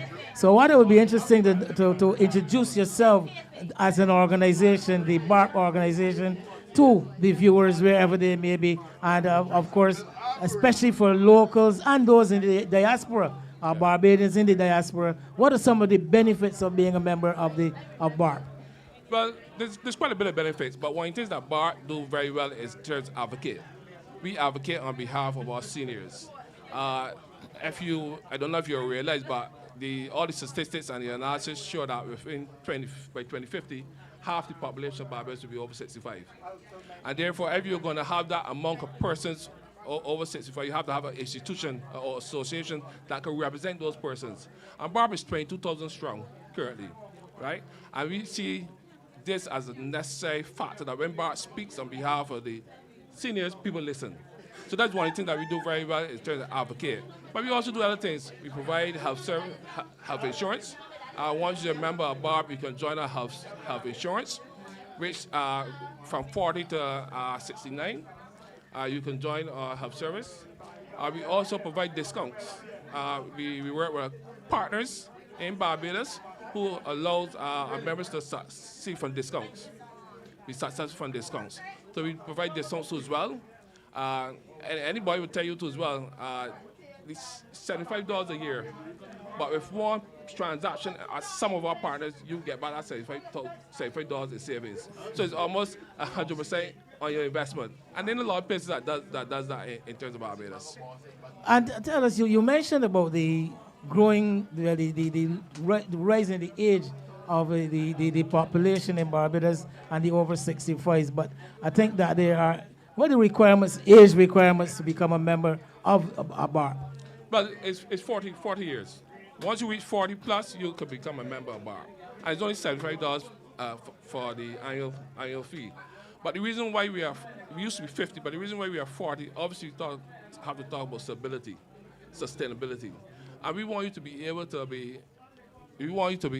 understand that when you reach 40, we are preparing you as well to when you reach the seniors, right? So you start early. And it's about stability, as obviously we are a member NGO, so our funds basically come from membership. So the more members you got, the more stability you can have as an organization. And what is the path? How does one go about joining the association and becoming a part of it? Okay, so we at bar, we obviously do different things. We do pop-ups where we go different places in the island to drive our memberships. We also work with corporate in terms of helping to drive our membership. So we go all over to try to drive our membership. We do all through our social media handles. We have our promotions through all our social media handles. So we go all over Barbados to increase our membership. You say Barbados. I had earlier mentioned the diaspora. Any opening, any opportunity for Barbadians living outside to become part of the organization? Yes, and that is something that we're going to be looking at very seriously this year, because we obviously feel that wherever you're a Barbadian, wherever you live in, you have an opportunity to join bar. Because the simple qualifications, you have to be a Barbadian. Right? It's simple. You have to be a Barbadian. And we will welcome Barbadians from all over, because for the association to continue to grow, we need to bring people into the association from various experiences. And therefore, we are looking at this year as one of the opportunities, and one of the targets is the target our diaspora. So that's a very good question, and it's timing, because that's one of the plans that we have for this year. And as far as other sports are concerned, I believe this may be just a beginning. I would like to believe. Yes, I would say that this is the beginning. We have one other things that we want to do. We were speaking to a gentleman recently talking about walking football. First time I ever heard about walking football, and that is something that we want to associate with too. As I say, anything that can keep our seniors active is where we want to be aligned with. Well, yes, and we know that Masters football is quite a big thing Yes. here in Barbados. I suggest that you check out that area. And in the meantime, we look forward to seeing you and many members of the association turning out here for the duration of this tournament. Healthy activity, even if you're not actually playing. You mentioned the socializing aspect of it, and just getting out in the fresh, clean air of St. Philip. Yes, we do. I will show you that we will be back all during the tournament. You'll be seeing different of our members, but we also want to stage what we call a pop-up.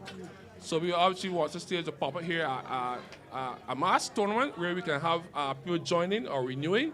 So we're coming to you. Well, please feel free to join us here in the commentary to keep us informed, and of course to spread the word, spread the good word of BART and its involvement with the AMAAS Masters Cricket Tournament. Thank you very much. We do intend to do that. It was a pleasure speaking to you, and we look forward to having you again. Thank you, sir. Fine. Bye.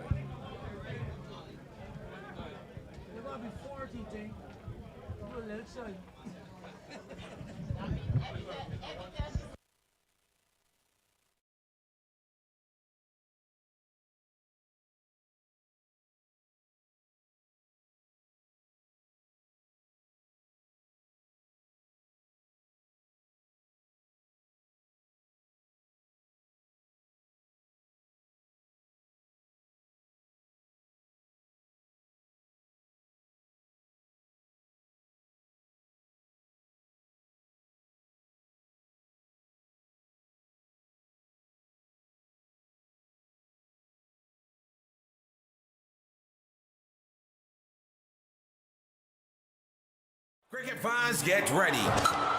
The Masters are back, and AMAAS Sporting Services is bringing you the only over 50s and over 60s tournament in Barbados.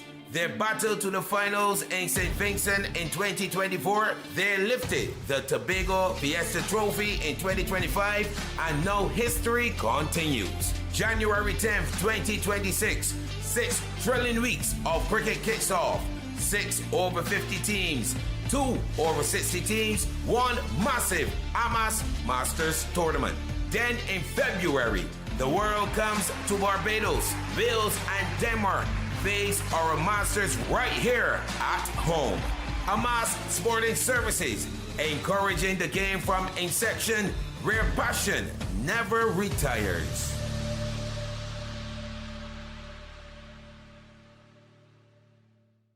Cricket fans get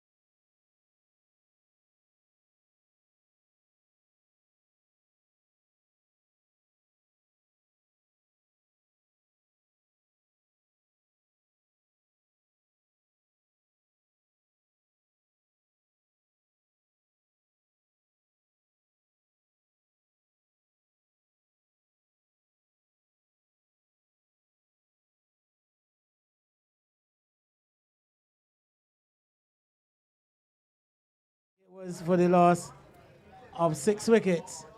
And now the legends go in pursuit. I have been joined by international cricket commentator Philip Hackett. Better late than never. And Philip, so far, start by asking you, what are your impressions? What are your impressions of what you have seen so far? Well, good afternoon to you, and good afternoon to all of our viewers. Yes, as usual, I really enjoyed the Masters game. It helps you to turn back the clock in more ways than one. For example, Brian Johnson scoring a fine half century today. Ron Bates and Brian Johnson, if you remember back in the day, opening the batting for the BET side in the local Division 1 competition. Well, Bates didn't do justice today. He was out rather cheaply, just making 5. But Brian Johnson gave a display of batsmanship, the type that we've grown accustomed to seeing from him in this tournament. But as I said, even rolling back the clock many years, not necessarily as far back as when you played Wayne, but rolling it back far enough anyhow.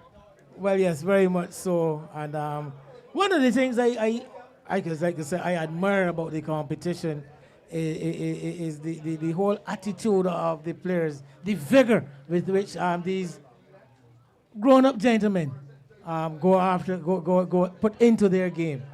And it means a lot to them. Performances, still very proud of their performances. In fact, I can recall one of the batsmen in the, I think it was the earlier game actually. But I'll get back to that after the innings gets going. Orion Bossett to bowl the first delivery, short, pulled away, one bounce across the rope for 4. Quite a sensational start here for the legends. Adrian Jones, the batter, and Bossett bowling right arm medium pace, much too short at his pace, and Jones having all the time in the world to dispatch it over the deep backward square area and across for 4 runs. Off the mark go the legends. And Adrian Jones is another player from that era as well. One who, I guess you've heard this often enough, Wayne, Maybe had he been around at another time, could easily have found his way to higher service in terms of maybe representing Barbados. But back in those days, you had really an embarrassment of riches. Well, yes, a number of prolific players. I actually, on my way here today, came across the Mark Redmond, another one of those all-round cricketers, and I was telling myself, just the break. I mean, because of the number of the vast amount of talent that there was around, a number of players didn't actually get that break. As we wait for that delivery, which is wide down the leg side, beats the keeper, Pedro Agard, and runs away to the boundary at a very fine leg position. So some 5 runs gifted to the Legends, and they are off and flying. Yes, you're quite right. Many players, in fact, Redmond, you mentioned him just now at youth level. He looked a certain bet to go even further. But there were so many good players in those days, Wayne. But to get back to what I was saying earlier, batsman dismissed like before wicket, then he came in and he was upset. He was discussing it with other players. He sought the opinion of others if he was out or if he wasn't out. And I just say that to show that these guys are still very proud of their performance, very concerned about their performances. They're not just going out there to have fun. Well, Bostic is still very much active at the highest level of local cricket. He would have played even about at his age of over 50 in the highest local league, the elite division, and the higher white ball competitions, Orion Bostic. And with some success too, he's still giving a lot of trouble about the place, even as he's gone past the age of 50. So some of these players are not just casual, the average casual over 50 cricketer, still taking it very, very seriously and performing at a very high level. And didn't he have a chance to lift some hardware recently on Bostic? Well, yes, a part of the championship winning Wildy side. Bostic outside the all stump, slapped away, well stopped there at point by Ron Bates. It's actually dropped. The ball actually carried on the full. But you weren't wrong. It was still well stopped.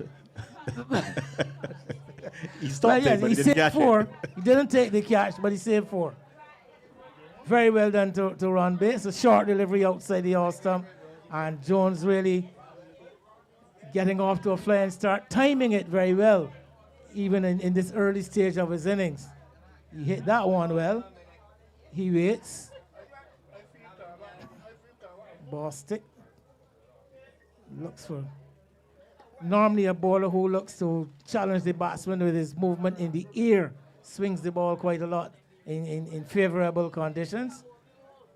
As the strike is rotated here now, worked away into the onside by Jones. So 10 runs so far off this over. Still a couple of deliveries to come.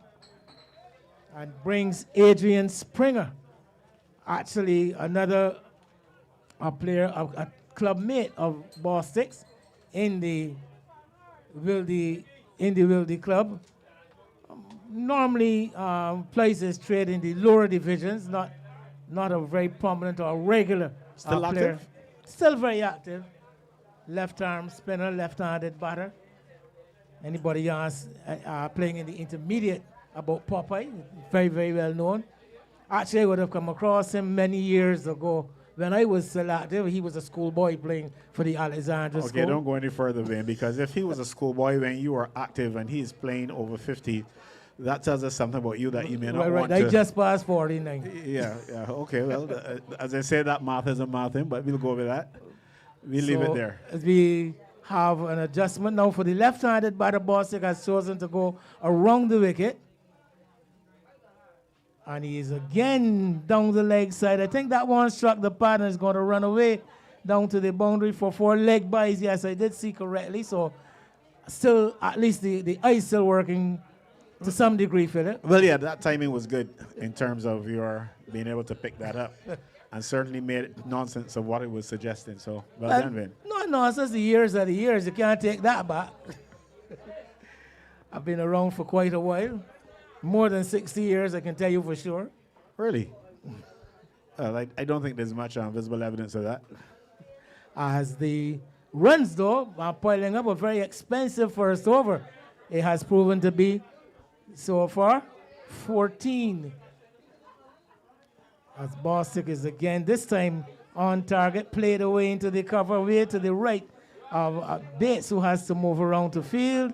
The batsman pick up a single, Springer gets off the mark, and an enterprising beginning in pursuit of a fairly challenging total, a target of 168. The Legends, 15 without loss.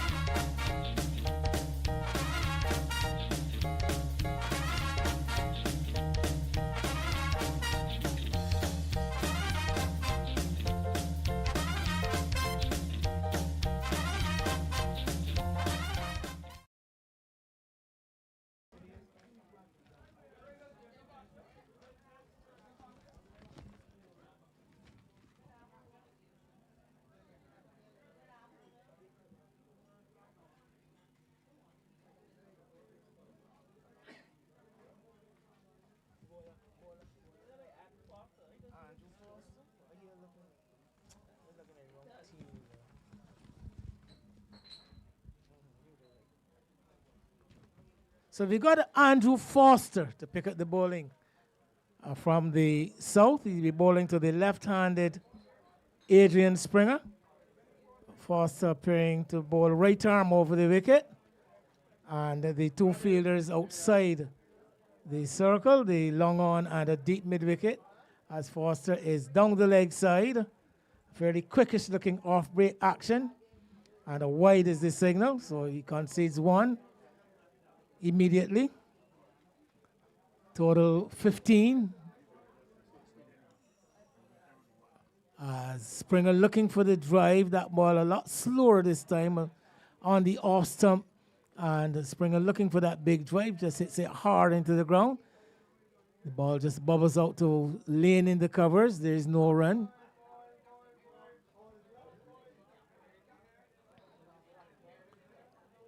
Game. Bowls a full toss and driven through the outside field. Lane will go and pull it back just inside the rope at deep cover. The ball not actually carrying to the rope. And the Springer would want to chasten himself. A nice juicy full toss. He would have wanted to put that one away for a boundary. But he'd have to take 3. So the field now again will have to adjust for the right-handed Jones, who will be facing up to the right arm off spinner. So the identical deep mid-wicket and long on the fielders outside the circle.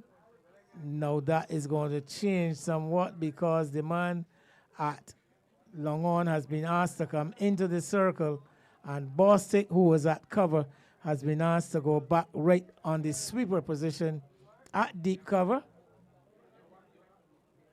And Foster to Jones. Jones is playing, missing outside the off stump, a little tentative. Seemed to be somewhat undecided about whether he wanted to play at that delivery or not.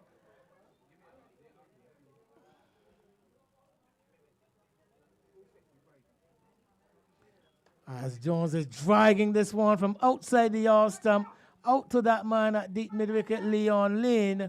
And Lane underarms his return, but the batsman settling quite early for just the single. So some rotation brings the left-hander back on strike. The total moves up to 20. 20 for no loss. Remember the target, 168. The veterans finishing at 167 for 6. As Foster is short, pulled away, and it's going to run into the boundary at deep square leg. Bostic at deep mid-wicket never had a chance, and a really wayward delivery there from Foster, and taking full advantage there Andrew Springer, Adrian Springer. He picks up a boundary, 4 more to bring the total to 24. 24 without loss. Still the second over in progress. Outside the leg stump. Again, that one is a full delivery missed by the batter. Wide comes the signal from umpire Richard. The batsman crossed for 1. A lot happening with that delivery, which will have to be bowled over.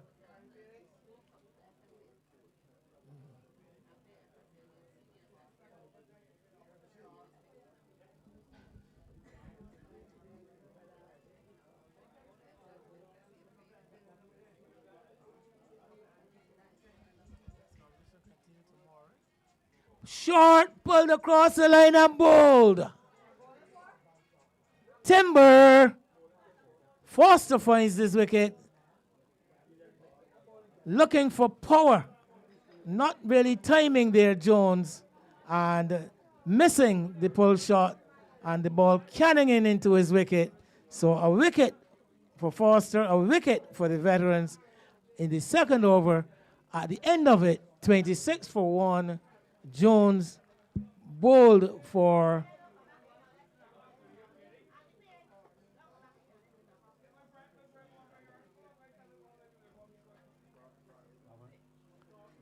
bowled for 6.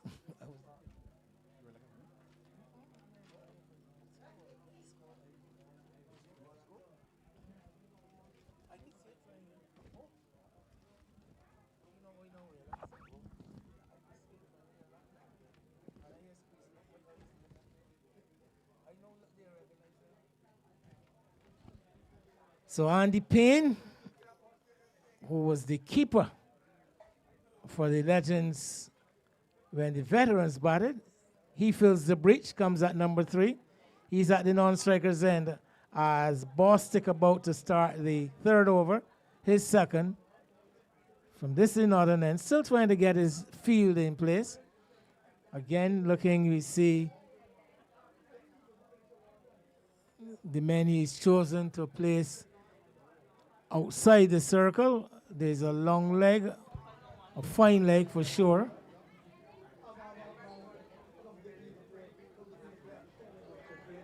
I see the aircraft, huge aircraft taking off from the Grantley Adams International Airport. Almost seems to be laboring like a pregnant lady walking up a hill.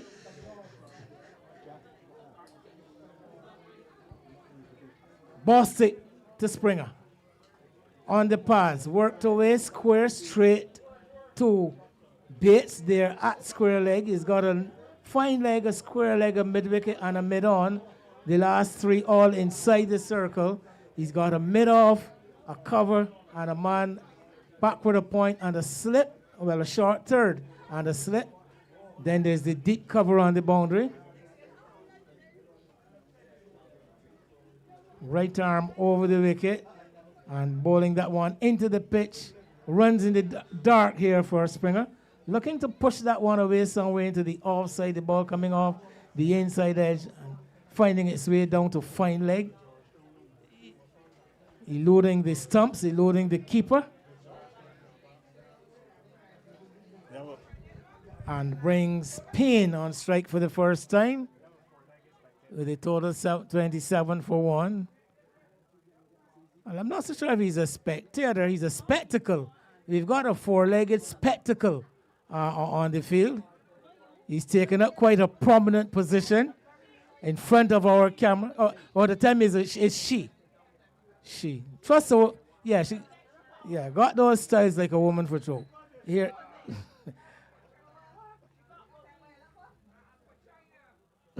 Outside the off stump, I'm hearing quite a lot about the anatomy of a female dog. Learning quite a lot. Must have some veterinarian somewhere in the area. They're doing quite well. But Bostic into bowl to Payne. 27 for 1. And Payne is struck on the pad, going on the back foot. Sitting from my position here, that one definitely doing a bit too much on pitching and missing that leg stump. Have a very good view from our position. I mean, you were talking about Payne a short while ago. You may recall just a few months ago, maybe a few weeks ago, he played in a tournament in St. Vincent with the AMAAS group and scored a century. Well, yes, Andy Payne rolling back the years, and this time he's struck again. The appeal goes up. Umpire Marshall in prime position says not out, but that must have been close. I think I will reserve further comments on Andy Payne. They call it the commentator's curse. I don't want to put that on him. It's excellent bowling here by Bostic, though he's been beaten, giving Payne some trouble with that ball darting back in, pitching, darting in from off the leg. And I think in both those deliveries, the ball doing just that bit too much. And clearly would have been missing the leg stump. So Payne kind of almost yet to lay bat on ball.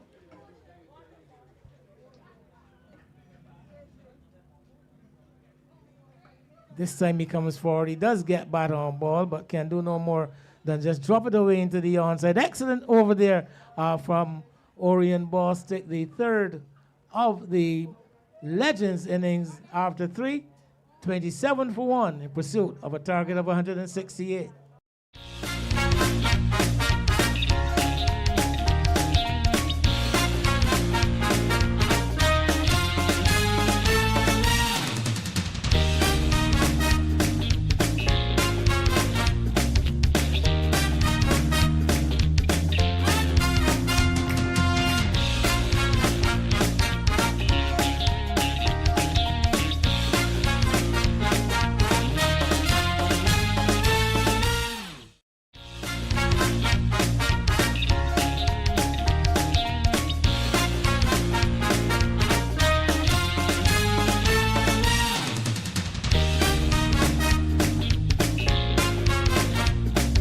And the Grenadines. Delivery outside the leg stump, signal a wide. Sean Seeley, Frank Skeet. Quite handy with the bat, Frank Skeet. No nonsense player. Henry Austin. Not a reputation as a batter. On the pad, worked away behind square for an easy single. Ryan Durant has had his times with the bat. Owen Gibson, also a decent player. George Reefer, we mentioned earlier, has performed at the highest level regionally. Would have played for the Barbados senior national team as an opening and middle order batter. Roger Howell also to come. So we expect an interesting contest here. 167. Not the biggest of targets, but is going to take some getting. In very good batting conditions, I must say, from what I've seen so far. It's off the back foot, beats the man in there at short cover is Brian Johnson. They go for one. They're going to come back for a second run because the fielder losing his footing somewhat. Is that Orgis? Out there in the deep. Allowing for the second run. Yeah, Payne gets off the mark and works this one down to mid-on. Will not challenge for the run. The ball going much too quickly and straight to the fielder there at mid-on. Foster pushed into the outside square of the wicket. They go for the single. Bostic swoops in, unable to pick up cleanly, and eventually Springer gets in to his ground quite easily. Payne is another one of those players still active in the Payne in the local competition. Came back out and played for Maple recently. Yes, he has helped out towards the latter end of the season. I think he's part of the administration at the Maple Club, and the Payne as this one is driven wide of the mid-off fielder, and Leon Lane having to check back towards the rope. Keeps the scoring down to 2.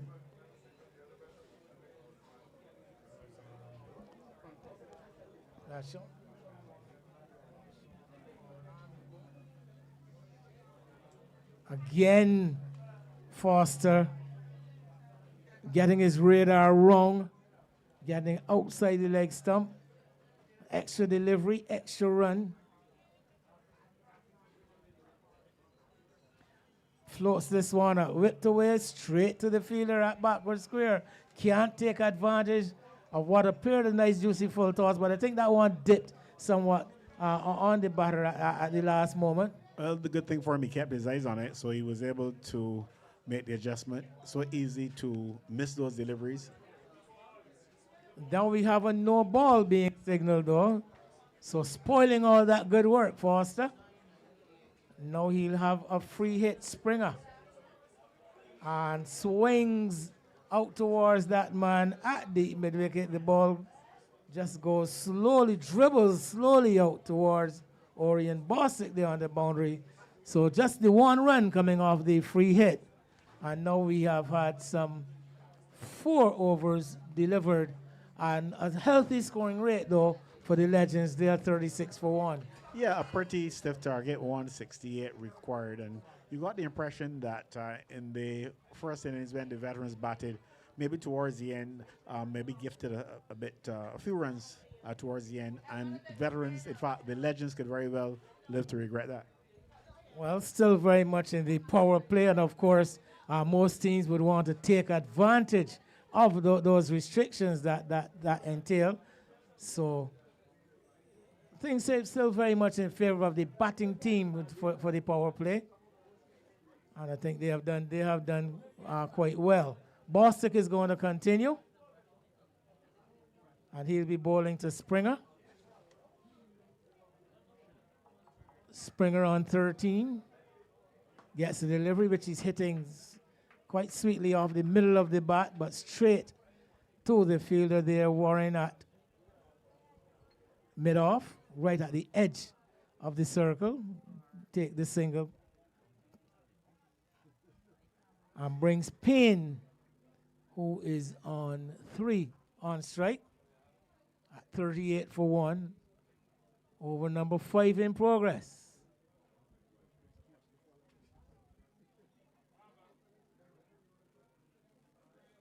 Outside the off stump, lifted, 1 bounce, and into the boundary at wide long off.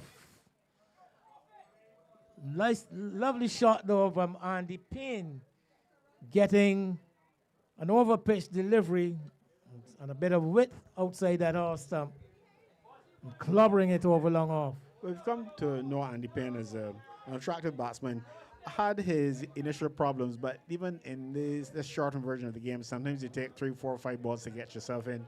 And that's pretty much what happened with him. The first couple of deliveries, remember, he had a couple of problems, but he's beginning now to settle.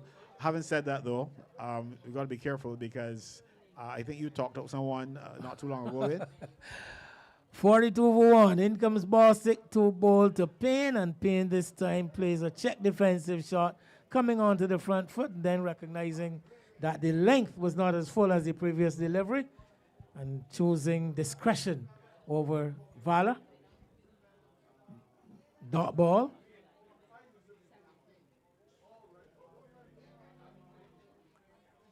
Going along at a rapid rate, prompts Captain Johnson to make an adjustment to his field. He comes back onto the boundary at long off, a very straight long off. He's brought the sweeper into the cover position inside the circle. As Bostic is into Payne, and Payne is getting a delivery again, pitching. We can see that movement in towards the right-handed batter. Payne on the front foot, the ball coming off the inner half of the bat. Bostic throwing his hands in the air, might have been anticipating that he might have been through the gate there. But Payne bringing his bat down just in time.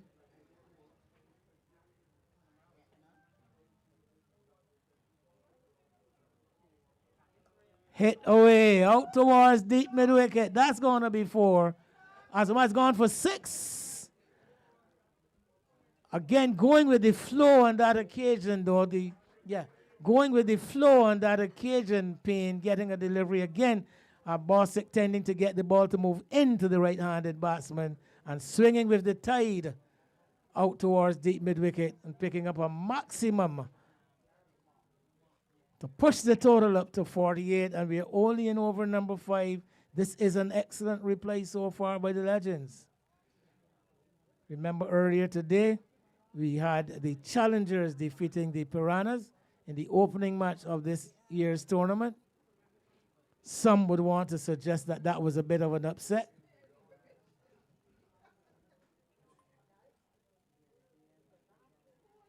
Payne is in the air. Johnson waits and takes the catch. Low down in front of him, but very well judged. Bostic wins the war despite Payne winning a couple of battles. Well, I did warn you that the danger of speaking too much about these players. But yes, Payne after started to look good. But on this occasion, not really getting hold of it. Hit the ball straight to the man at long off who made no mistake. Yes, and early in the over, I did say that discretion got the better of Valley. He got a delivery after hitting a boundary, and he did check his attacking shot. I think he got a bit greedy there towards the end. And again, excellent cricket too by Brian Johnson, who deliberately changed his field, put himself in that position, anticipating that Andy Payne, like a, I was going to say, but that's my friend, I could say that, like a foolish rat. If you put his head, and then he can run in the cat mode. Well, he's your friend, so I will. My good friend. I don't need to add to that. Friend and fellow commentator. Okay. Well, so that's the wicket. Friend when last we checked. You'll have to save that sense. Before my last statement. But Andy Payne gone.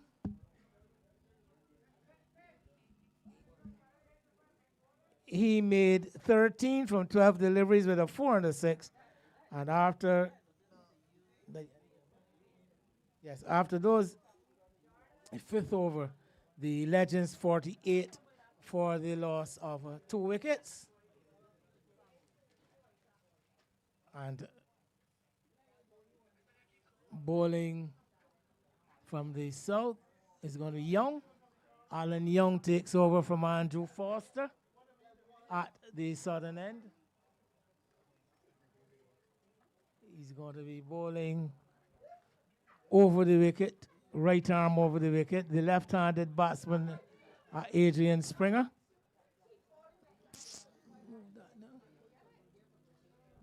48 for 2 at the start of the 6th over, the last of the power play. And Young still trying to get his field in place as he would want it. He's going to have the long leg back on the boundary. He's going to bring the mid-wicket off the boundary into the circle. He's going to have a deep cover as his other boundary fielder. Slip, very deep slip, backward point, cover and mid-off, outside the leg stump. Agar skips around, gets it, stops it with the pad as a wide is the signal. A wide is the signal. Well, he knocks it down, Agar, keeping it in front of him, keeping in control. As this one is another delivery. Quite straight and brings Springer onto the front foot defensively. Backward square, mid-wicket, mid-on. And that man at fine leg. The leg side field. This one turned into the onside. Can't score. 2 fielders converging. 2 of the more mobile fielders in the veterans team too. Brian Johnson and Orion Bostic. So Springer stuck.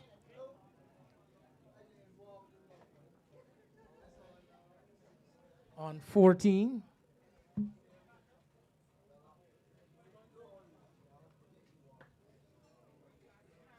This time he's going to get it away through the onside field, out to the boundary, a boundary that brings up the 50 for the Legends.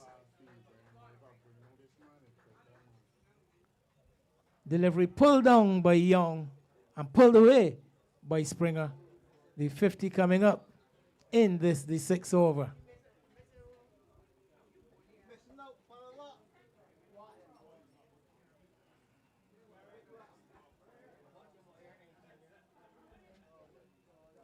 So again, slight adjustment. Now Bostic has been pushed back under the rope at deep mid-wicket, and the man at deep cover has been brought in as suggested.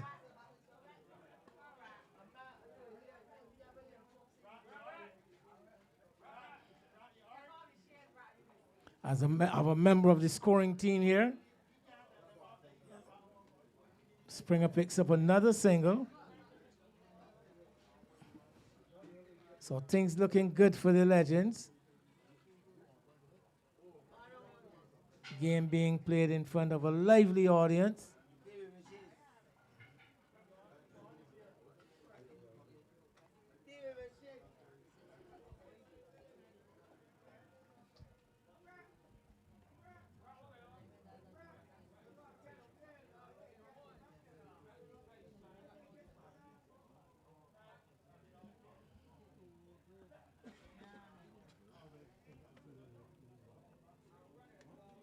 Durant can't get off the mark.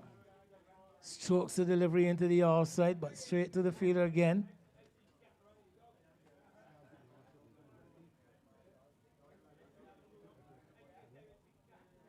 Wideish delivery, looking for the big drive. Doesn't make contact. That's the end of the power play. 6 overs bowled, and the Legends 54 for 2. And if you look back when at the first game, when the Piranhas scored 96 for 7, Stephen Hines 7, Rodney Husbands 4, Julian Boyce 14, Sean Brooms 9, Sean Hines 10. Then we had Stephen Howell, he made 12. And then we came down to Hayden Archer, who got 17, Emerson Jordan 7. And Archer 17 was 17 not out, and Ricardo Ali 9 not out, 12 extras. A score of 96 for 7, and bowling, Carl Marshall, he picked up 1 for 20, William Lashley 3 for 12, Philip Kinch none for 19, Ainsley Jordan 2 for 14, Troy Toppin 1 for 17, and Julian Gibbons none for 12. Change of bowler.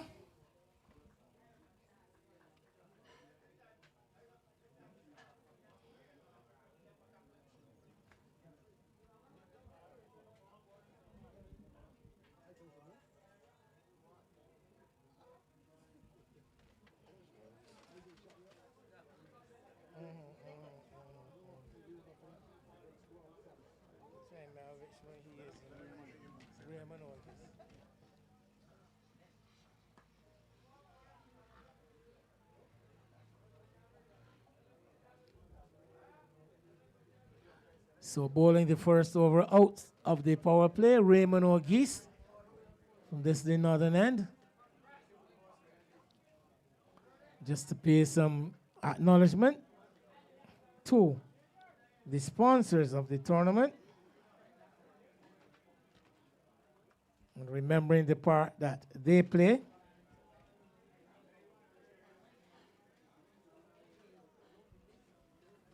In alphabetical order, starting with Automotive Care.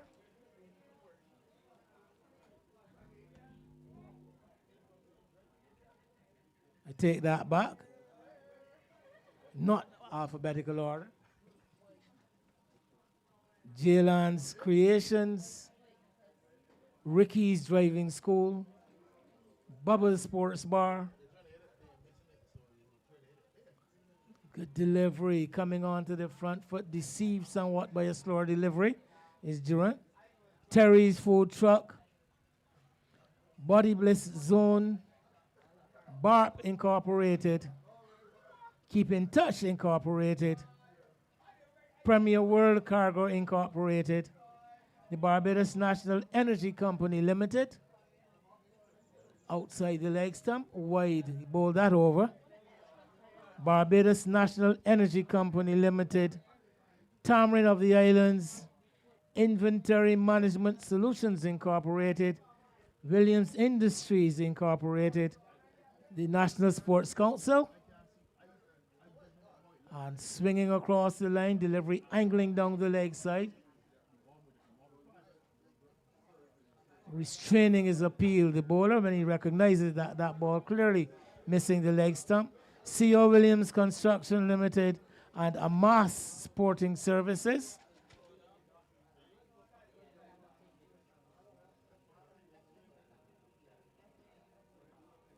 Durant nudges this one into the outside, and because all the fielders inside the circle are right back on the edge of the circle, makes it an easy single.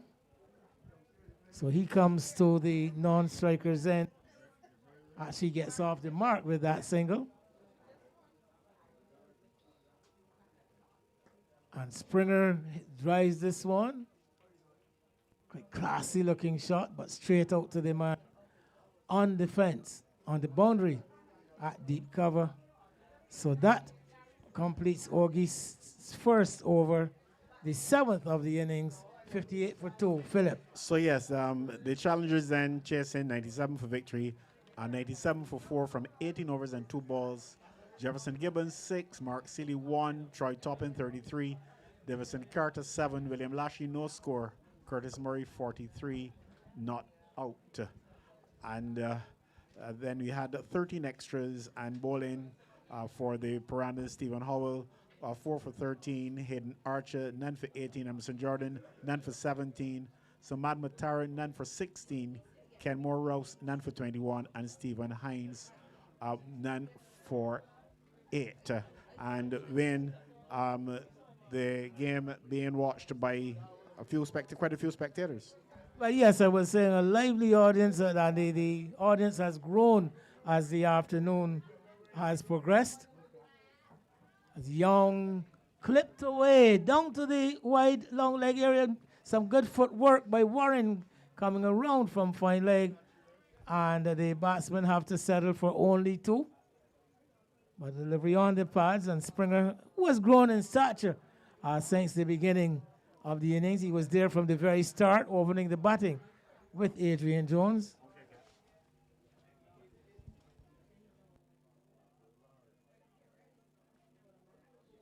Springer on to 23.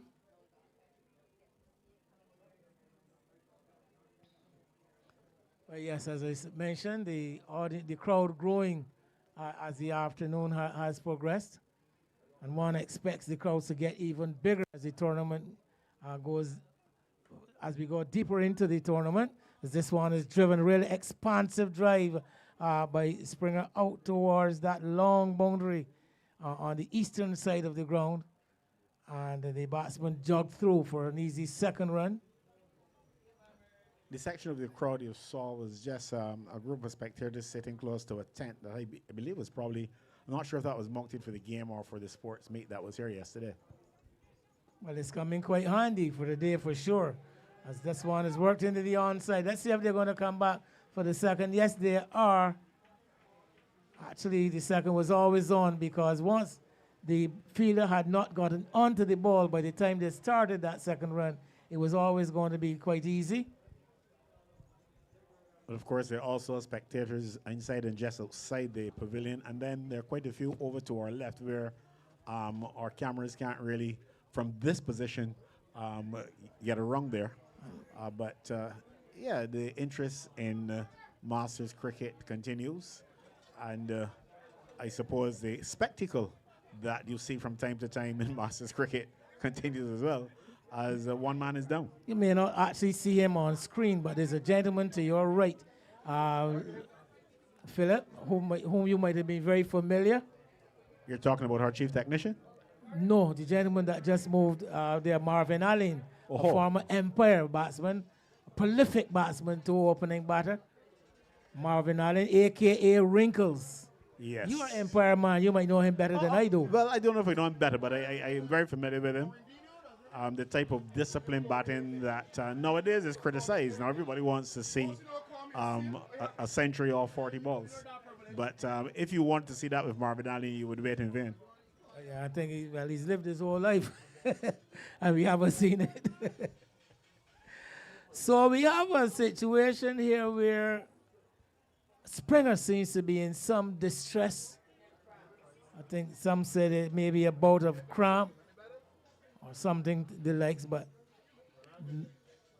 some physical difficulty he would have encountered.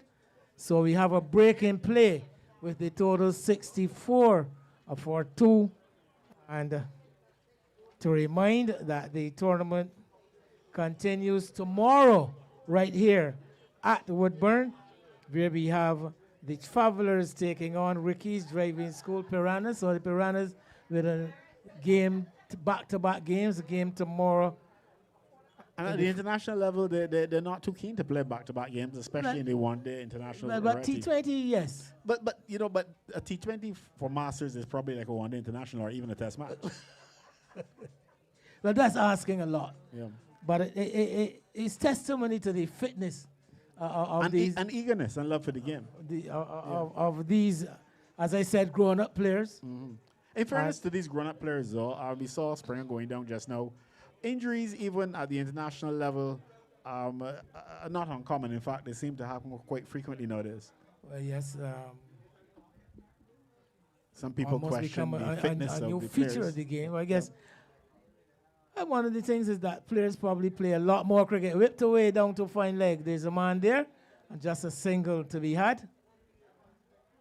But I guess you and I would have come up in an era when the cricket was basically one format. Mm-hmm. Now we've got the various formats. I only saw an article today on Cricket Info where the Indian captain of the one-day team, Shubman Gill, is complaining that maybe the teams are not having enough time to prepare, particularly for the test cricket. You know, he has identified the particular challenge of players coming from white ball format into test, which he's suggesting that the players probably need a bit more time to prepare. Maybe it's a lot easier to adjust from the test to the shorter formats.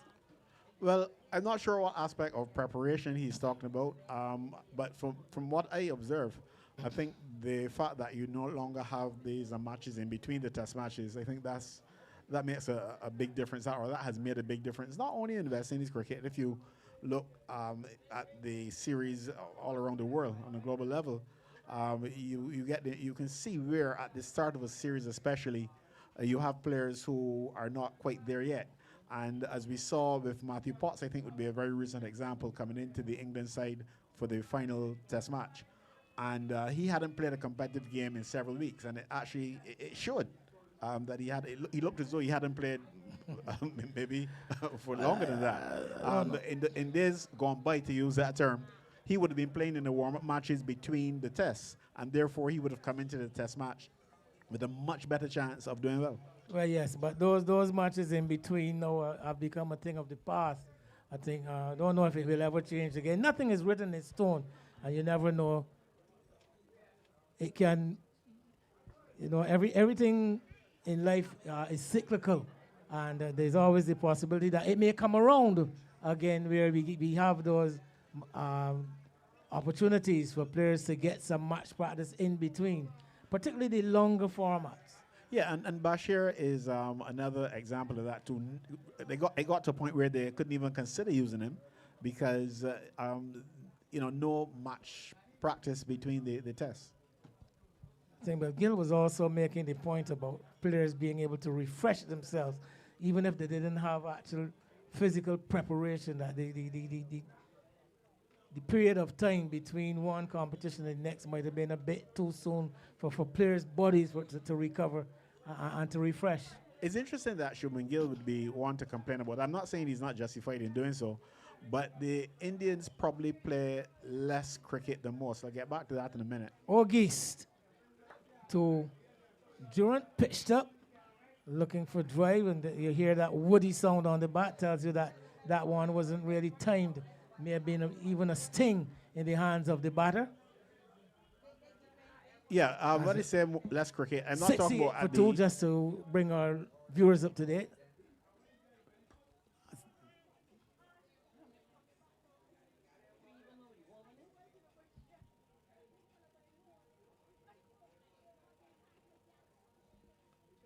you know, am I correct in saying that there was a little drop in the rate of scoring in recent times here for the Legends?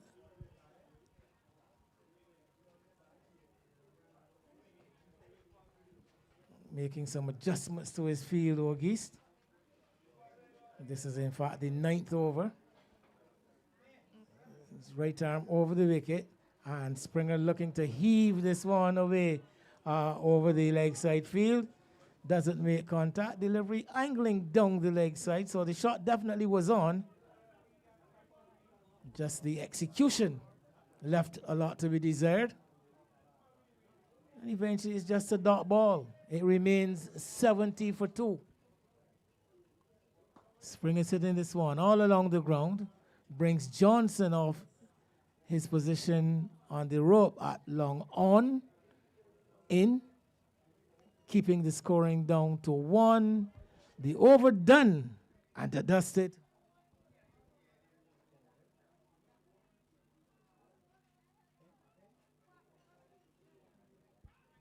I await the Crick Heroes scorecard to update itself.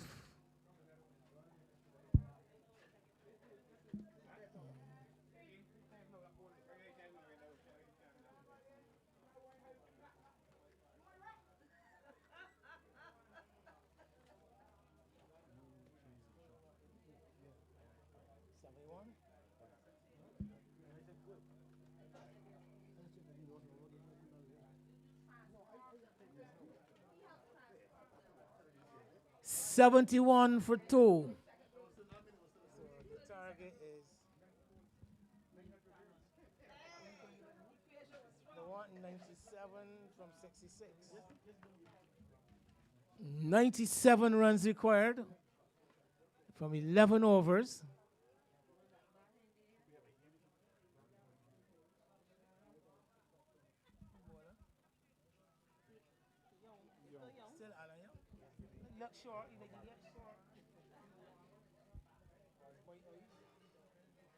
Bowls a full toss, head away to the fielder on the deep mid wicket. Boundary, who takes the catch. Good catch too. Wow.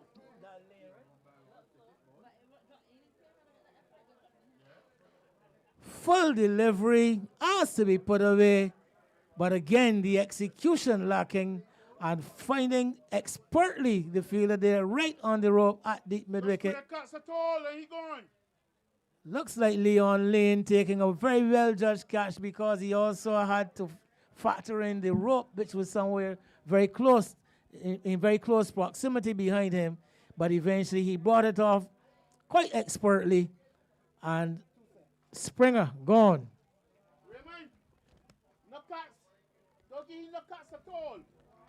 Gone for 31, 27 balls and 2 fours.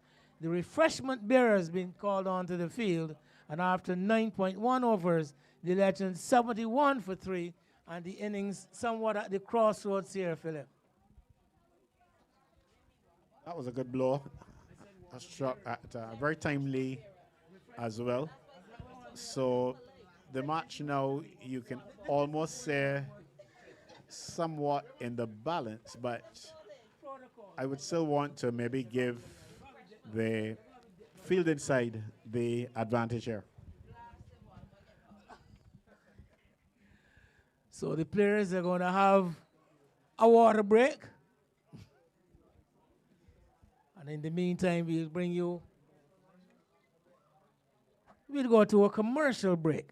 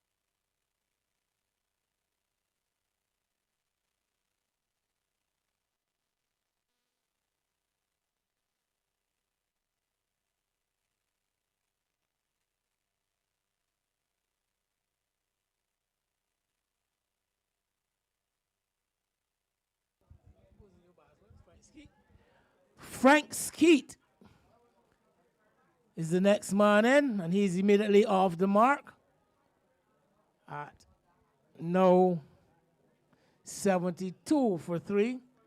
Remember the target, 168.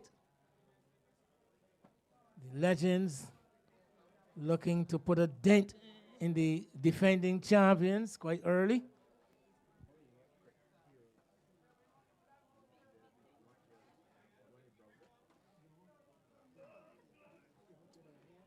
Again, Durant not timing his shot, looking for that big drive.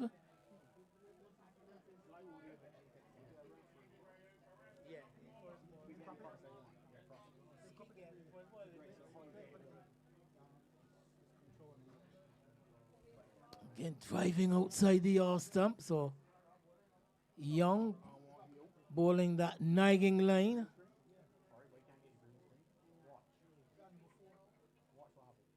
Five on the off, 4 on the on his field. He's in outside the off stump, pushed away back with the square. LaFawn comes in, and the batsman declined to go for the sharp single. Might have been on, given the fact that LaFawn didn't pick up cleanly.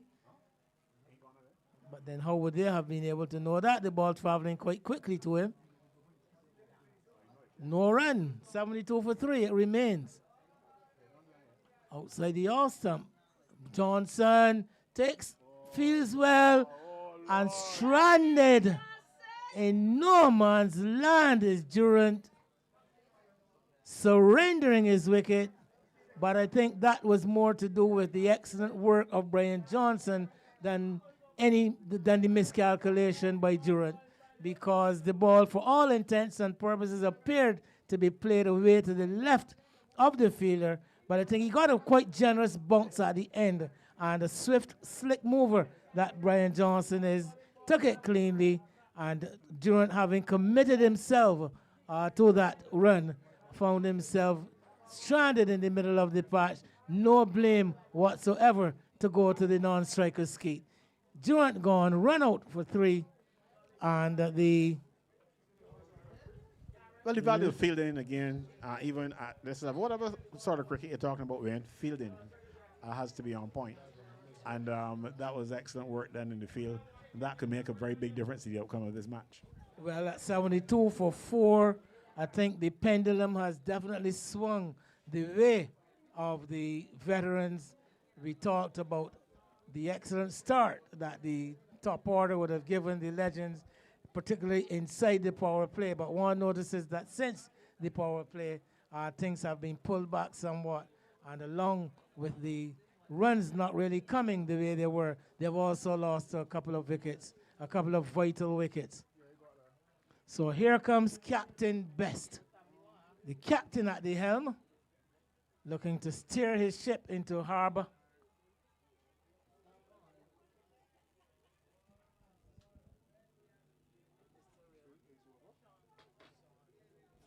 Sugar Sean comes into the attack for the first time.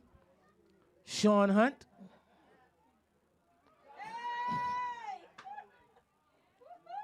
Bellows an appeal to a delivery, clearly missing 2 more leg stumps. But such is the enthusiasm of Sean Hunt. I'm not going to question your vision, given the recent past experiences. Not only that, but my position here. You've got a very good view. A very good view. I think the only one with a better view than myself is the umpire. And you both shared that assessment of the situation. Oh yeah, Sean Hunt. You know, Sean Hunt is of cricketing pedigree, though. Well, I was just going to invite you to elaborate on Sean Hunt. Sugar Sean, you call him. Bowls a short delivery, smacked out towards deep mid-wicket and into the boundary for 4. Frank Skeet is a no-nonsense batsman, if ever there was one.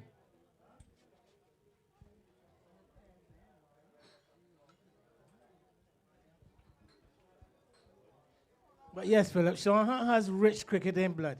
He's the son of Arlington Hunt. One of those players, you know, I always say that if I were to pick an 11 of the best players never to play for Barbados, Arlington Hunt would be one of the first names I would call. Some may even give him the captaincy. Yes, this one full, coming off the bottom of the bat, out to the fielder at long on, just a single. He's also the cousin of Terry Hunt, a former Barbados senior player. Another player who probably didn't maximize his potential, or Well, yes. some may argue didn't get the opportunity to maximize his potential. I tend to prefer the former. The former. Didn't Okay. maximize tremendous potential.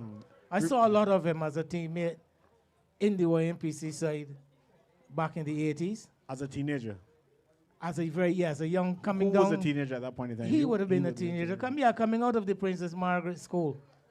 And I mean, a player, he not only was he prolific, but he was something to see. I mean, remember back in those days, I think he had just like, what, 4 first-class games in a season, or maybe 5 at the most? Well, yes, it may have been 5 at that point. I think you're suggesting he probably didn't utilize the chances he had. Well, yes, and it happens, and But again. in those days, you had to be on point, because it's not like now where you have, well, we've actually gone backwards now in terms of a regional competition, but there are so many other opportunities when you look at the various formats and the franchise cricket and so on. I think one of the areas where Terry might have, for lack of a better term, harmed himself is that he left the island and went overseas at a very young age. And he would not have had the privilege of, let's say, a Jacob Beffel, of looking to qualify and playing for England, although he would have spent quite a time. Whipped away behind square for another boundary from Frank Skeet. Stringed on the pads once again, Hunt, and Skeet lapping it up onto the front foot. Nobody at home behind square on the onside, and he timed it very well into the boundary. It went for 4, and we have a situation where the Legends are now 83 for 4 from 11 overs. They require a further 85 runs, I think it is, from 54 balls. Again, game on.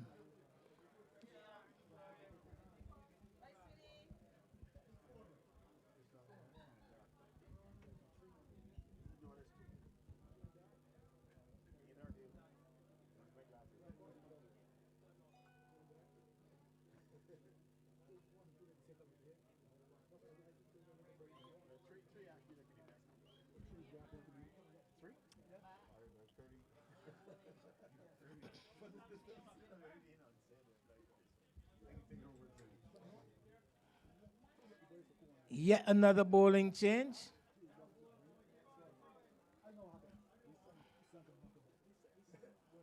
Philip, we've seen Brian Johnson, the batsman, score 50.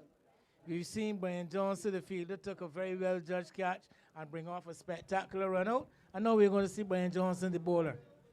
Well, I can identify with the batting and the catching and the fielding, but the bowling, I suppose that's something that you add to your game in the senior years sometimes. Yeah, quite a handy bowler too, Brian Johnson, both at this level and even at the intermediate level in the local competition. First delivery short and put away out towards deep mid-wicket. But get best a couple of runs. 85 for 4. I think the Legends, though, beginning to lose, would want to keep some of those wickets intact. They wouldn't want to lose too many wickets in the middle overs. They would want to have some men in the hutch when it gets down to the death. Wickets in hand.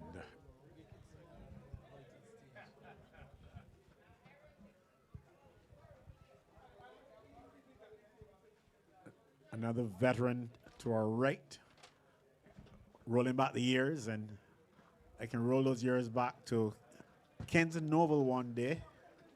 I think you can finish the story, Wayne.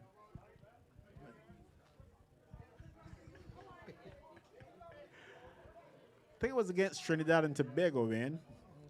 And if I remember correctly, and I'm really rolling back these years very, very far, But I remember Mr. Jordan picking up a wicket with the last ball of the match to bring a win to Barbados. Well, that I can recall. But you doubted yourself for a minute. Very much so. Tickled away. They go for one. They're going to come back for the second run. Skeet is quite quick between the wickets. So yes, Emerson Jordan played in the opening game. Not as fast as he was back then, but well, fast is relative, you know. Well, I don't think you could stretch your imagination far enough. One thing I could tell you about Emerson Jordan, the very first time I saw him. I mean, actually saw him physically and in a cricket match. Okay, after this delivery, I really want to hear that story. Short, hit into the outside, straight to Dr. LaFond, no run. Actually, it was back in the day again. There was the St. Peter knockout cricket competition. I'm going back to the probably late 70s, early 80s, Philip. And I was a guest player. Short delivery, again, hit back along the pitch. Ball ricochets onto the stump. Apart from the cricketers, you may be the only one around here at the ground at that time. I don't very much. I'm sure that Pedro Agar remembers the St. Peter knockout competition. But he's on the field. I'm talking about people who are off the field. I thought you said outside of the cricketers. Because continue with the story after this delivery, man. Mis-stumped, it appears, and just as I called Pedro Agar's there, but you can stop calling these people's names. Down the leg side, and Skeet walking past and not gloved, and Skeet giving a life at the end of that, the 12th over, 88 for 4, the Legends. 80 required off 48 balls. You were saying, Wayne? But yes, I was saying, I was playing in that St. Peter competition there at that a little ground by 1.25 miles. And I didn't know the person. I didn't know the gentleman. But I saw him come off of this rather short run, a very, very short run up. You know, it looked like an ordinary medium pacer's run. So I judged that he's a medium pacer, and I took my position behind the wicket. The first ball that the man bowled zipped past my face, crossed my ears, and I asked somebody, wait, who is he? They tell me he near Emerson Jordan. At that time he was playing for Dover. The man was Jens. It's now 101 for 6.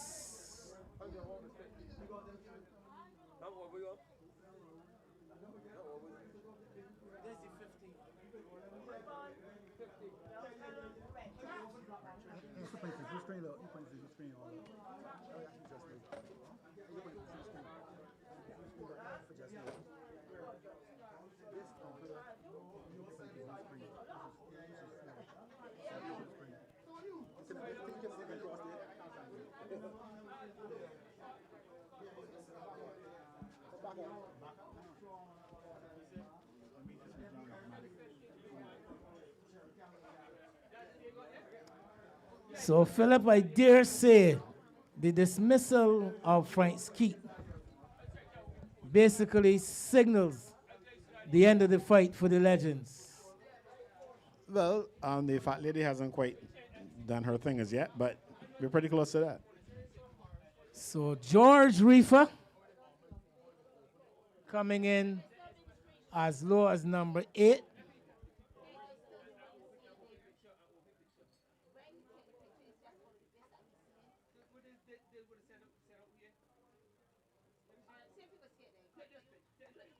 Covering up, typical George Reefer style. Good delivery, though, from Augies, right on that middle stump.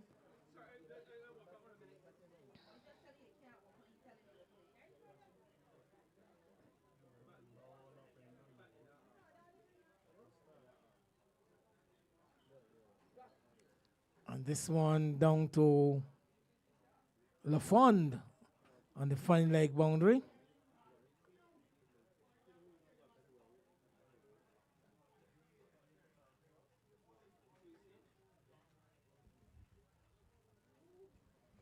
$102 for 6 over number 15.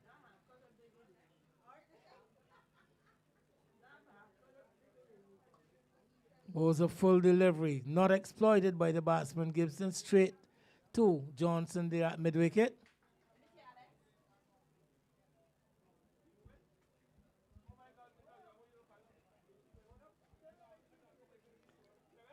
Albert.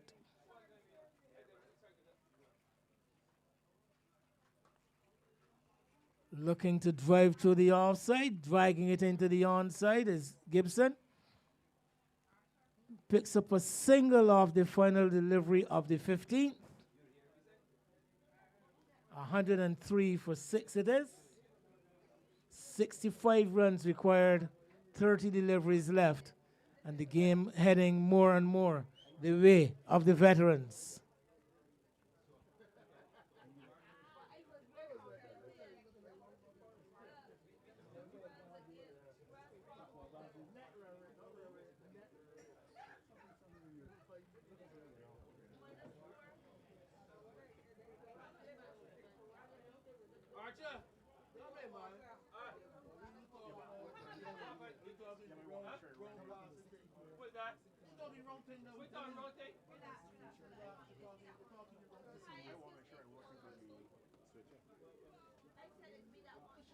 So Johnson to continue. Brian Johnson.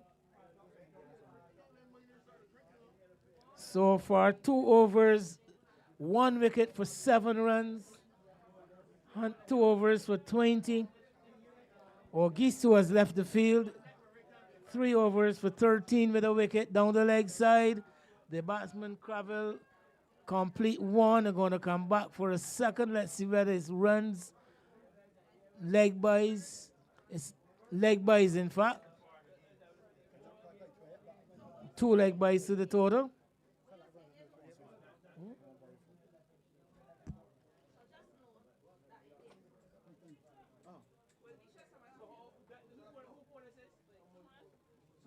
$105 for 6.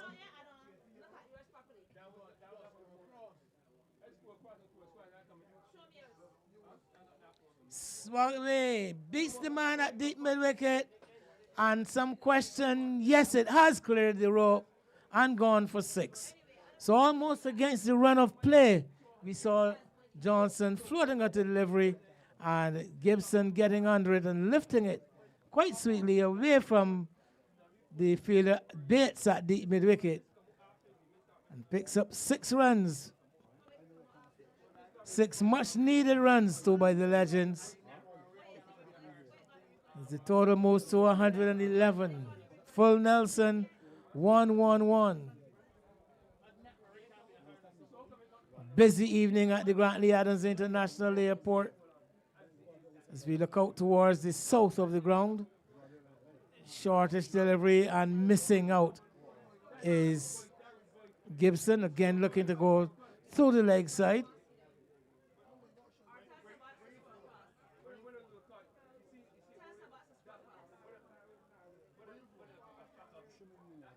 Cramped for Rome, looking for that sweep shot. Ball much too full for the shot.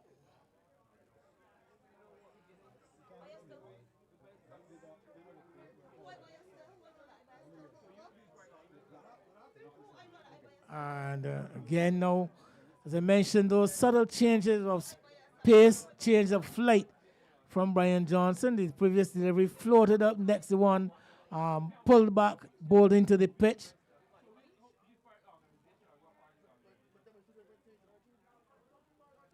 Outside the yard stump, swinging and missing is Gibson.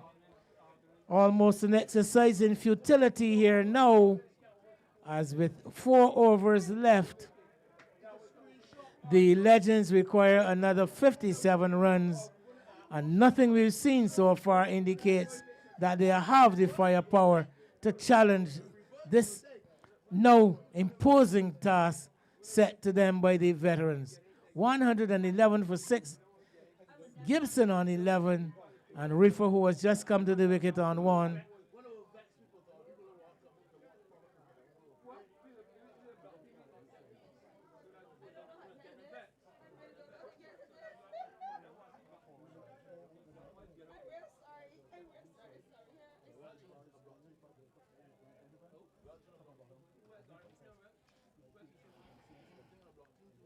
Flash Drive Media and Anything Cricket Let's Talk producing the stream for today's opening fixtures of the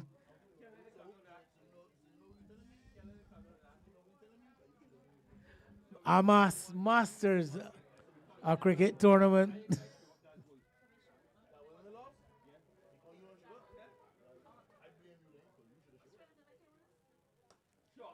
This one is hit hard. Well stopped by Warren there on the boundary at long on. Very well timed shot by Reef for the ball traveling quite straight on the onside of the pitch.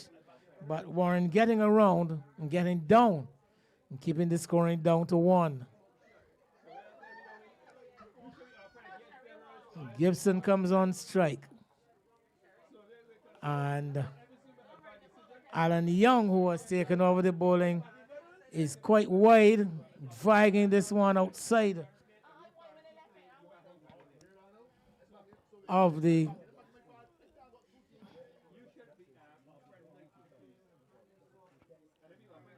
outside crease. Here he comes again. Hit in the air. Johnson comes around and is unable to drag it back in. The ball has gone over the rope for 6. A close call, valiant effort by Johnson, but that one would have taken quite a lot of catching. The ball was traveling quite quickly and falling over the rope. Johnson got around. I think the ball went through his hands. But I think now umpire has changed the signal. In fact, the ball dropping inside of the rope, so therefore only counting for 4. So 4 to Gibson. 117 it is for 6 in over number 17, Risty. And out to that man in that hole at Cow Corner, only for 1. Going to come back for 2, in fact. A couple of runs.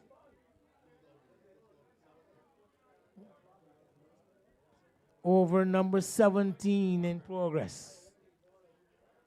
119, it is for 6. Hit again down to Warren. This time the ball traveling a lot straighter to him, so his task is that much easier. Just picks it up and lobs it back into the border. 1 more. Light beginning to fade. So 3 overs left after this. I don't think the light will be a factor in this game, as this ball is striking the batsman Reefer on the pad, going down the leg side. The batsman come through for a leg bye.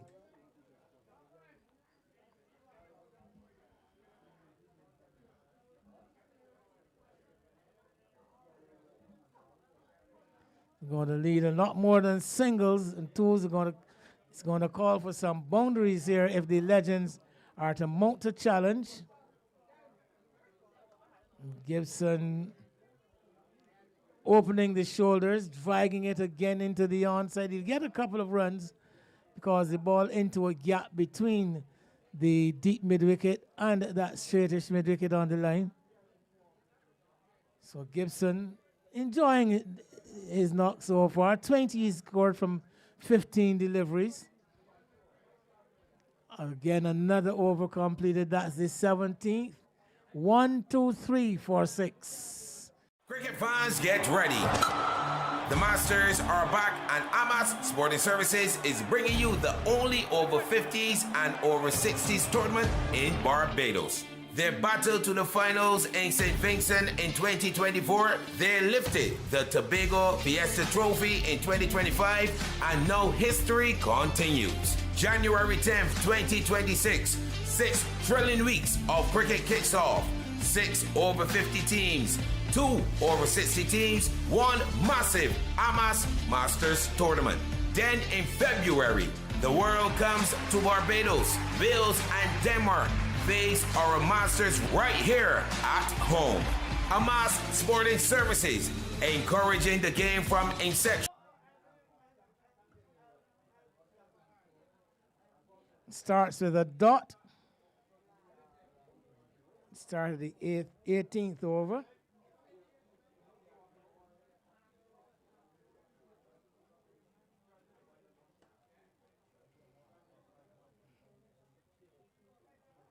Singles definitely won't do it.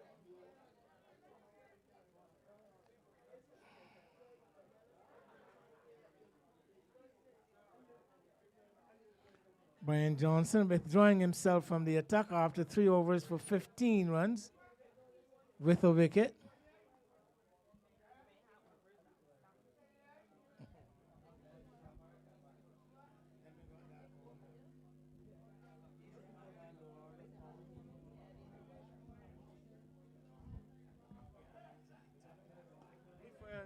Reefer advances down the track. Still only the 1 run.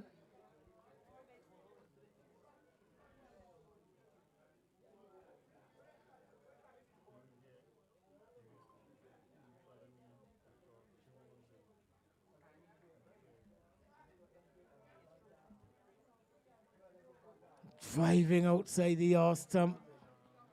Quite a draft must have come off that bat. A violent heave from Gibson. His fellow teammate from the Melrose Club, Andrew Foster, bowling to Gibson and hit down to long on for another long one.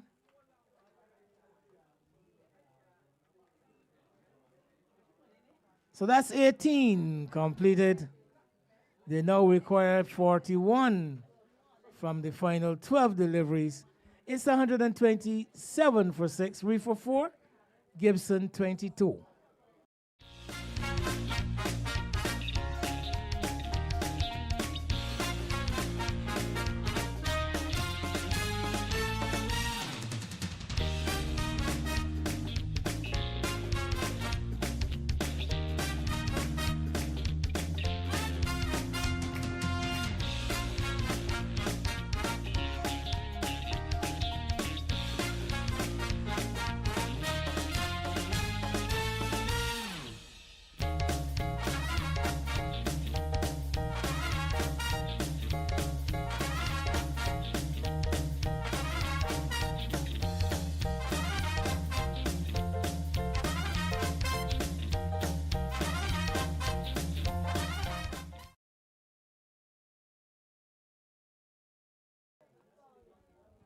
Of this chase.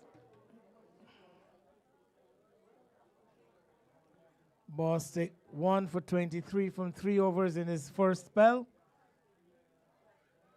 Comes back now to wrap up the innings and is wide and called wide.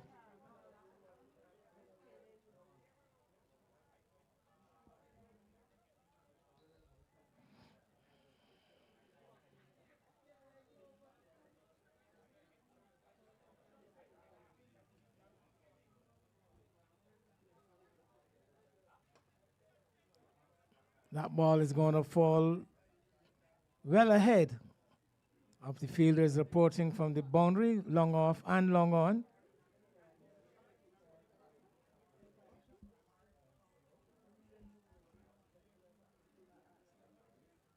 Just as the light fades, so are the chances of the legends fading. That's about the shot of the day, I believe, beautifully timed by George Reefer onto the front foot, pitched up delivery, and deposited over the rope at deep mid-wicket. Not a chance for the fielder who is right back, the substitute fielder in that position. 6 runs to George Reefer. Reefer is cutting this one away, down towards the man at deep third. He's going to turn and look. He's going to come for the second run. No, he's not going to come.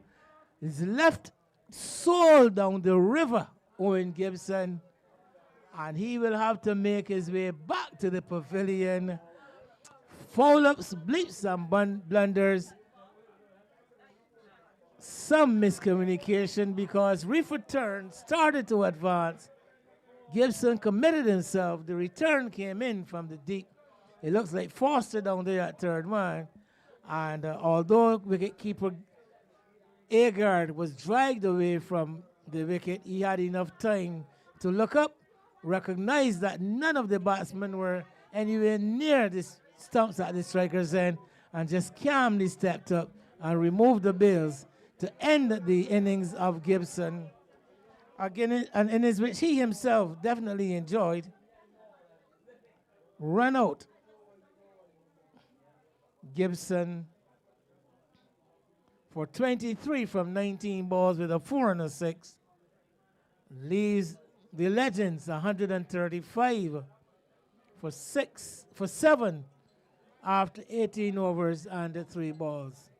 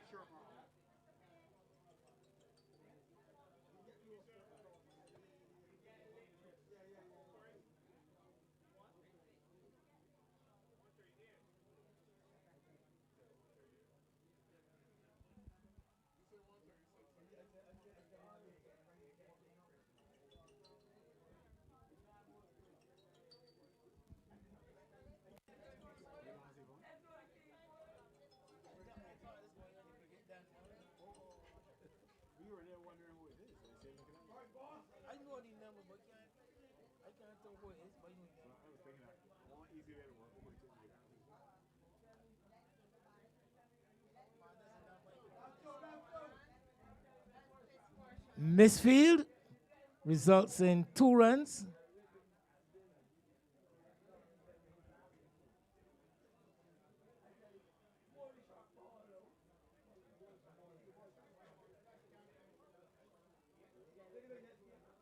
Two runs to Roger Howell.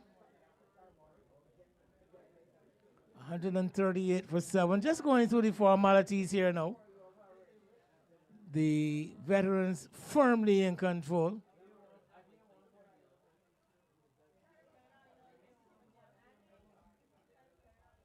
So that is the end of the 19th. 1 over left.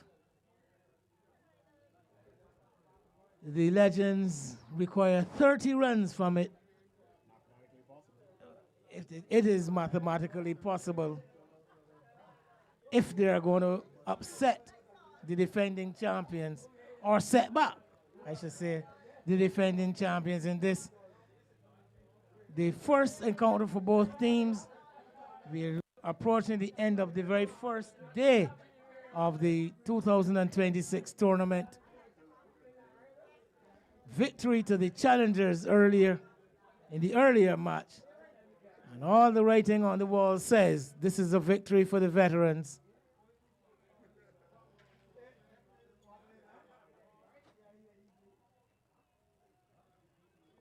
Another situation of some miscommunication between the batters, with Riffer at the center, and he had Howell almost stranded in the center of the pitch. Short delivery, hit again straight up and through that fielder there at point, and they are now going to commit to a second run and get it comfortably, quite easily.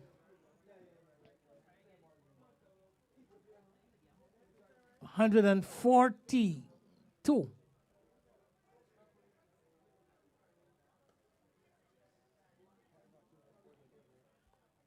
Knocked down in the covers. Can't score. 140 for 7.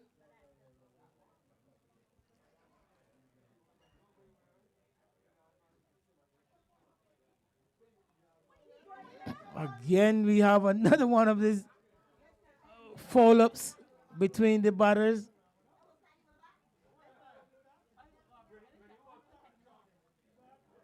Single completed.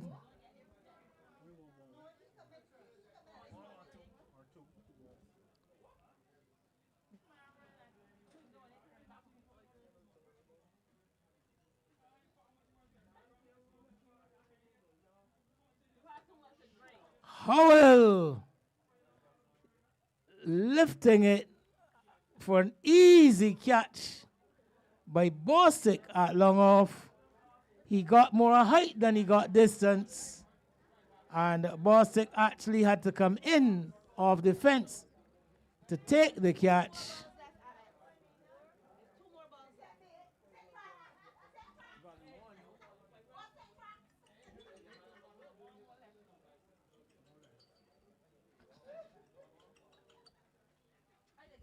With one delivery left, Howell comes back.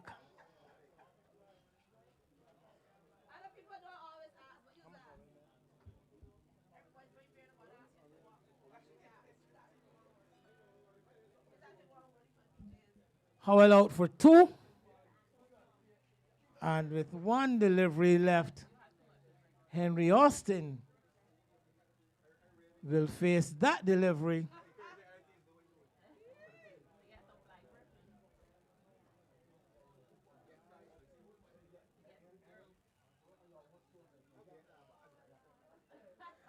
Veterans make a perfect start to the defense of their title. They start the 2026 tournament with a comfortable victory by some 26 runs over the Legends, restricting the Legends to 141 for 8 after they themselves put up 167 for the loss of 6 wickets to join challengers as the winners of today's 2 fixtures on the opening day of the 2026 AMAAS Masters tournament. At the end, we had Johnson picking up 2. Looking at bowlers.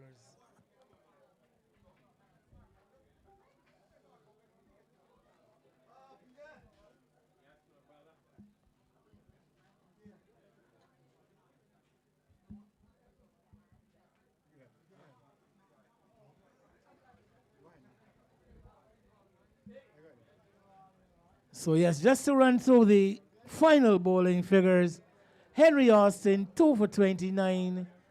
Sean Seeley, 2 for 21. George Reefer, none for 21. Owen Gibson, none for 11. Frank Skeet, 1 for 26. Adrian Springer, 1 for 36. And Roger Howell, no wicket for 9 runs. That would have been the bowling stats for the Legends when the Veterans batted first and scored 167 for 6. And then when the Legends batted, we saw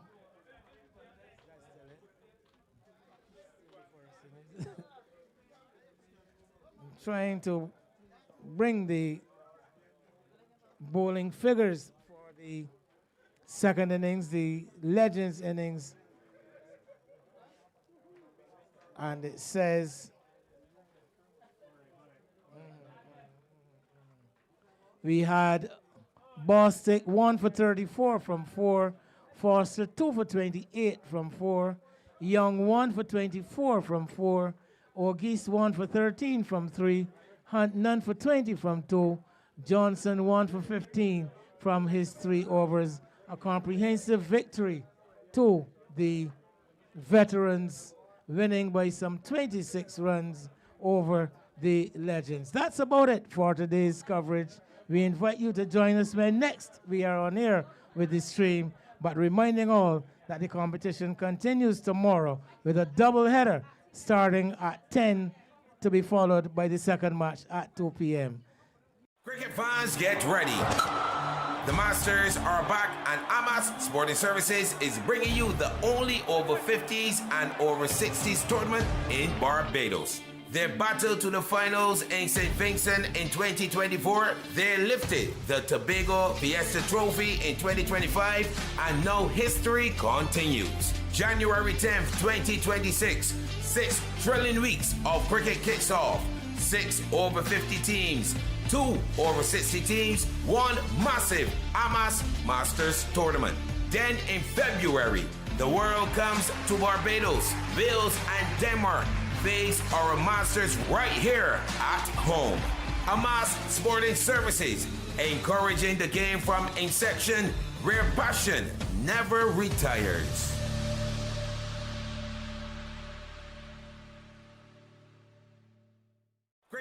fans get